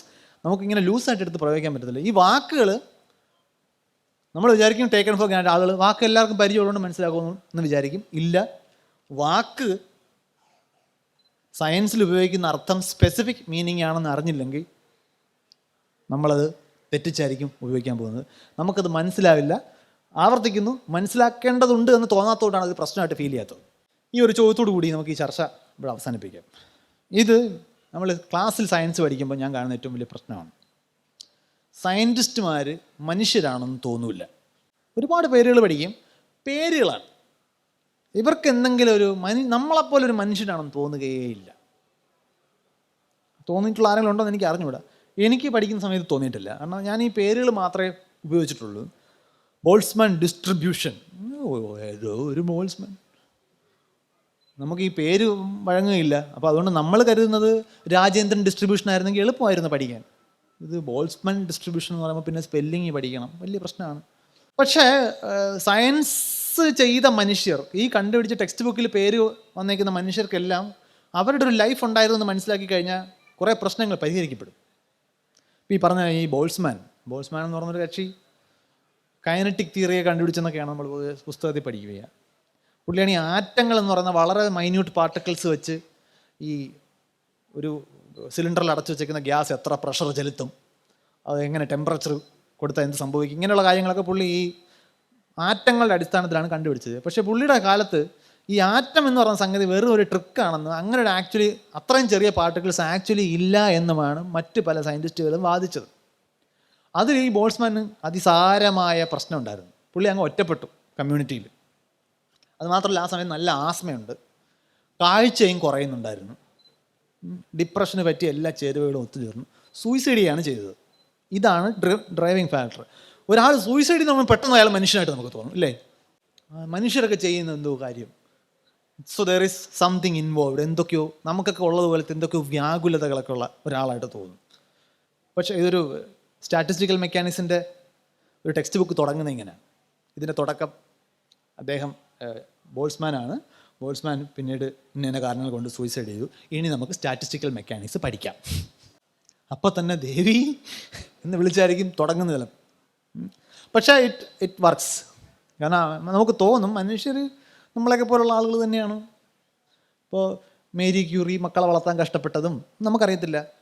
മേരി ക്യൂറിയുടെ ഭർത്താവായിരുന്ന പേറി ക്യൂറി വളരെ ചെറുപ്പത്തിൽ തന്നെ കുതിരവണ്ടി ഇടിച്ച് മരിച്ചു പോയതും, അതിനുശേഷം മാഗ്നറ്റിസത്തിൻ്റെ പ്രധാനപ്പെട്ട വക്താക്കളായ പോൾ ലാഞ്ചിവിനുമായിട്ടൊരു അവിഹിത കഥ പ്രചരിച്ചതും. ഞാനിത് ക്ലാസ്സിൽ പറയുമ്പോൾ എന്താ ഇൻട്രസ്റ്റ് എന്ന് അറിയാം പിള്ളേർക്ക്. നമ്മുടെ ലെവലിലോട്ട് കിട്ടണം. ഇതാണ് നമ്മുടെ ഫീൽഡ്. ഇതിലോട്ട് വന്നാൽ നമുക്ക് ഇതിങ്ങനെ ഈ സയൻറ്റിസ്റ്റുമാരെ കുറിച്ചൊക്കെ പറയുമ്പോൾ ഇങ്ങനെ എന്തെങ്കിലും കഥയിലേക്ക് വരുമ്പോൾ ക്ലാസ് മൊത്തം പിൻ ഡ്രോപ്പ് സൈലൻ്റ് ആയിരിക്കും. എല്ലാവരും ഇങ്ങനെ ശ്രദ്ധിച്ച് വരും. എന്നിട്ട് okay come to the point എന്ന് പറയുമ്പോഴത്തേക്കും മറ്റേ ബലൂണിന് കാറ്റ് ഈ കം ടു ദ പോയിന്റ് ആണ് അതിലെ ഈ രസച്ചരട് പൊട്ടിക്കുന്നത്. ശരി, നമുക്ക് പാരാമാഗ്നറ്റിസത്തിലേക്ക് വരാം എന്ന് പറയുമ്പോൾ അതിനകത്ത് അസ്വാഭാവികമായിട്ടൊന്നുമില്ല. നിങ്ങൾക്ക് പാരാമാഗ്നറ്റിസത്തിൻ്റെ മാത്തമാറ്റിക്കൽ ഇക്വേഷൻ ഈ അവിഹിതത്തെക്കാൾ രസകരമായിട്ട് തോന്നുന്നുണ്ടെങ്കിൽ എന്തോ കുഴപ്പമുണ്ട്. നമ്മുടെ നാച്ചുറൽ ഇൻസ്റ്റിങ്സ് ഇങ്ങനെ പെട്ടെന്ന് റിലേറ്റ് ചെയ്യാൻ പറ്റുന്ന കാര്യങ്ങളാണ് കിടക്കുന്നത്. ഇതിൻ്റെ പ്രാധാന്യം മനസ്സിലാക്കാതെ നമ്മൾ പഠിക്കില്ല. നമ്മൾ പ്രാധാന്യം എന്ന് പറഞ്ഞു വെച്ചേക്കുന്നത് മറ്റേ സർട്ടിഫിക്കറ്റാണ്. ഇന്നത്തെ കാലഘട്ടത്തിലെ പ്രധാനപ്പെട്ട പ്രശ്നം എന്ന് പറയുന്നത് സർട്ടിഫിക്കറ്റ് ആൾക്കാർ ചോദിക്കുന്ന പോലും ഇല്ല. ഇപ്പോൾ ഞാൻ പൈത്തൺ പ്രോഗ്രാമിങ്ങിൽ സർട്ടിഫിക്കറ്റ് പ്രോഗ്രാം ചെയ്തിട്ടുണ്ട്, എ ഗ്രേഡ് ഉണ്ടെന്ന് പറഞ്ഞാൽ ഓക്കെ, അതൊക്കെ ഈ ഗ്രേഡ് സർട്ടിഫിക്കറ്റ് അവിടെ ഇരിക്കട്ടെ, ഒരു പ്രോഗ്രാം എഴുതി കാണിക്കാൻ പറയും. അതാണ് ഇപ്പോഴത്തെ കാലം. കാരണം എല്ലാവരുടെയും ഈ സാധനം ഉണ്ട്. പണ്ട് വല്ലപ്പോഴും മാത്രം ഇത് കിട്ടുമ്പം അത് വെച്ചിട്ട് ആൾക്കാർ വിലയിരുത്തും. ഇപ്പോൾ അതല്ല, എല്ലാവരുടെയും സർട്ടിഫിക്കറ്റ് ഉണ്ട്. വരുന്നപ്പം ഡിഗ്രിക്ക് അഡ്മിഷൻ എടുക്കുന്ന എല്ലാവർക്കും +2 99+ മാർക്ക്. അപ്പോൾ അതിൽ ഒരാളെ എങ്ങനെ ചൂസ് ചെയ്യും? പിന്നെ നെക്സ്റ്റ് ലെവൽ ക്വസ്റ്റ്യൻ ആണ്, നിനക്ക് പണി അറിയാം? അത് ആപ്ലിക്കേഷനാണ്. Then you have to leave the science outside the class room. അവിടെ ക്ലാസ് റൂമിൽ കൊണ്ടുവച്ചിട്ട് വെളിയിൽ കൊണ്ടുവന്നിട്ട് അപ്ലൈ ചെയ്ത് കാണിക്കാനുള്ള കഴിവുണ്ടാവണം. അപ്പോൾ നമ്മുടെ കൂട്ടത്തിലും പഠിക്കുന്നവരുണ്ട്, അവർക്ക് എപ്പോഴാണ് എന്തിനാണ് പഠിക്കുന്നതെന്ന് മനസ്സിലായിട്ടില്ല എന്നുണ്ടെങ്കിൽ ആദ്യം അത് നമുക്ക് മനസ്സിലാവണം. പിന്നെ ഇത് സർട്ടിഫിക്കറ്റ് ഏണിംഗ് പ്രോസസ്സ് എന്നുള്ള കാലത്ത് നിന്നൊക്കെ ഒരുപാട് മാറി.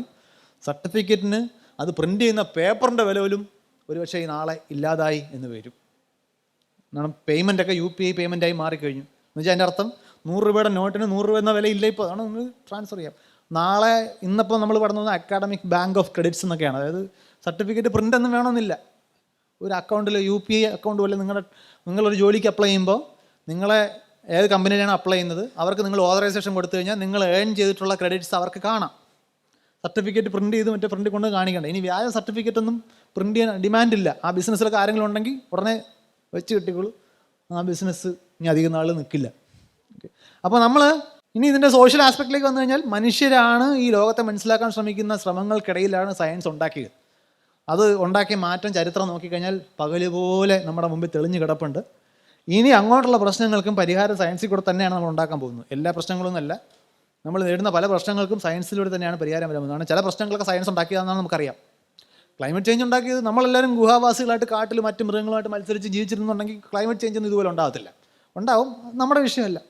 നമ്മളങ്ങനെയല്ല, നമ്മൾ മറ്റ് ജീവികളൊന്നും ഇല്ലാത്ത വിധം കാർബൺ എമിഷനും മറ്റ് പല പരിപാടികളൊക്കെ ചെയ്യുന്നത് കൊണ്ടാണ് നമ്മളായിട്ട് ഈ പ്രശ്നം ബൈ പ്രോഡക്റ്റായിട്ട് ഉണ്ടാക്കിയത്. അതുകൊണ്ട് റോഡ് പണിയണ്ടേന്ന് വെച്ചാൽ റോഡ് പണിയണം.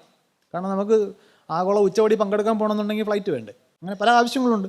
അപ്പോൾ നമ്മൾ അതിൻ്റെ പരിഹാരം നമ്മൾ കണ്ടെത്തണം. കൂടുതൽ സസ്റ്റൈനബിൾ ആയിട്ടുള്ള മാർഗ്ഗങ്ങൾക്ക് എന്ത് ചെയ്യണം, എല്ലാവർക്കും ആരോഗ്യം ഉറപ്പിക്കാൻ എന്ത് ചെയ്യണം, എല്ലാവർക്കും ഇക്വിറ്റി ഉറപ്പിക്കാൻ എന്ത് ചെയ്യണം, ഇതിനൊക്കെയുള്ള മാർഗ്ഗങ്ങൾ നമ്മൾ എഡ്യൂക്കേഷനിലൂടെയും അതിൻ്റെ പുറത്തുള്ള ചർച്ചകളിലൂടെയും ഉണ്ടാവേണ്ടതുണ്ട്. നമ്മളിപ്പോൾ ചെയ്യുന്നത് പോലുള്ള നമ്മുടെ നാട്ടിലെ അന്ധവിശ്വാസങ്ങളിൽ കുരുങ്ങിക്കിടക്കുന്ന പരിഹാര മാർഗ്ഗങ്ങൾക്ക് പകരം എല്ലാവരും ഇതിൻ്റെ പ്രാധാന്യം മനസ്സിലാക്കി ചർച്ച ചെയ്യും. ഇത് ഒരു കൂട്ടം സയൻറ്റിസ്റ്റുമാരിരുന്ന് കണ്ടുപിടിക്കാൻ പോകുന്നതാണെന്ന് വിചാരിച്ചാൽ പെട്ടു. ഇത് ഓരോ മനുഷ്യരിലേക്ക് എത്തേണ്ടത് വളരെ വളരെ അത്യാവശ്യമാണ്. നമ്മൾ ഒരു ഡെമോക്രാറ്റിക് സമൂഹത്തിലാണ് ജീവിക്കുന്നത്. നമ്മളെല്ലാവരും കൂടെ തന്നെയാണ് ഈ തീരുമാനങ്ങളൊക്കെ എടുക്കുന്നത്, നേരിട്ടോ അല്ലാതെയോ. നമ്മൾ ഇടപെടാതിരിക്കുന്നതും ഒരു തീരുമാനം എടുക്കൽ തന്നെയാണ്. നമ്മളുടെ തീരുമാനം ആയിരിക്കില്ല വരുന്നത് തന്നെ ഉള്ളൂ.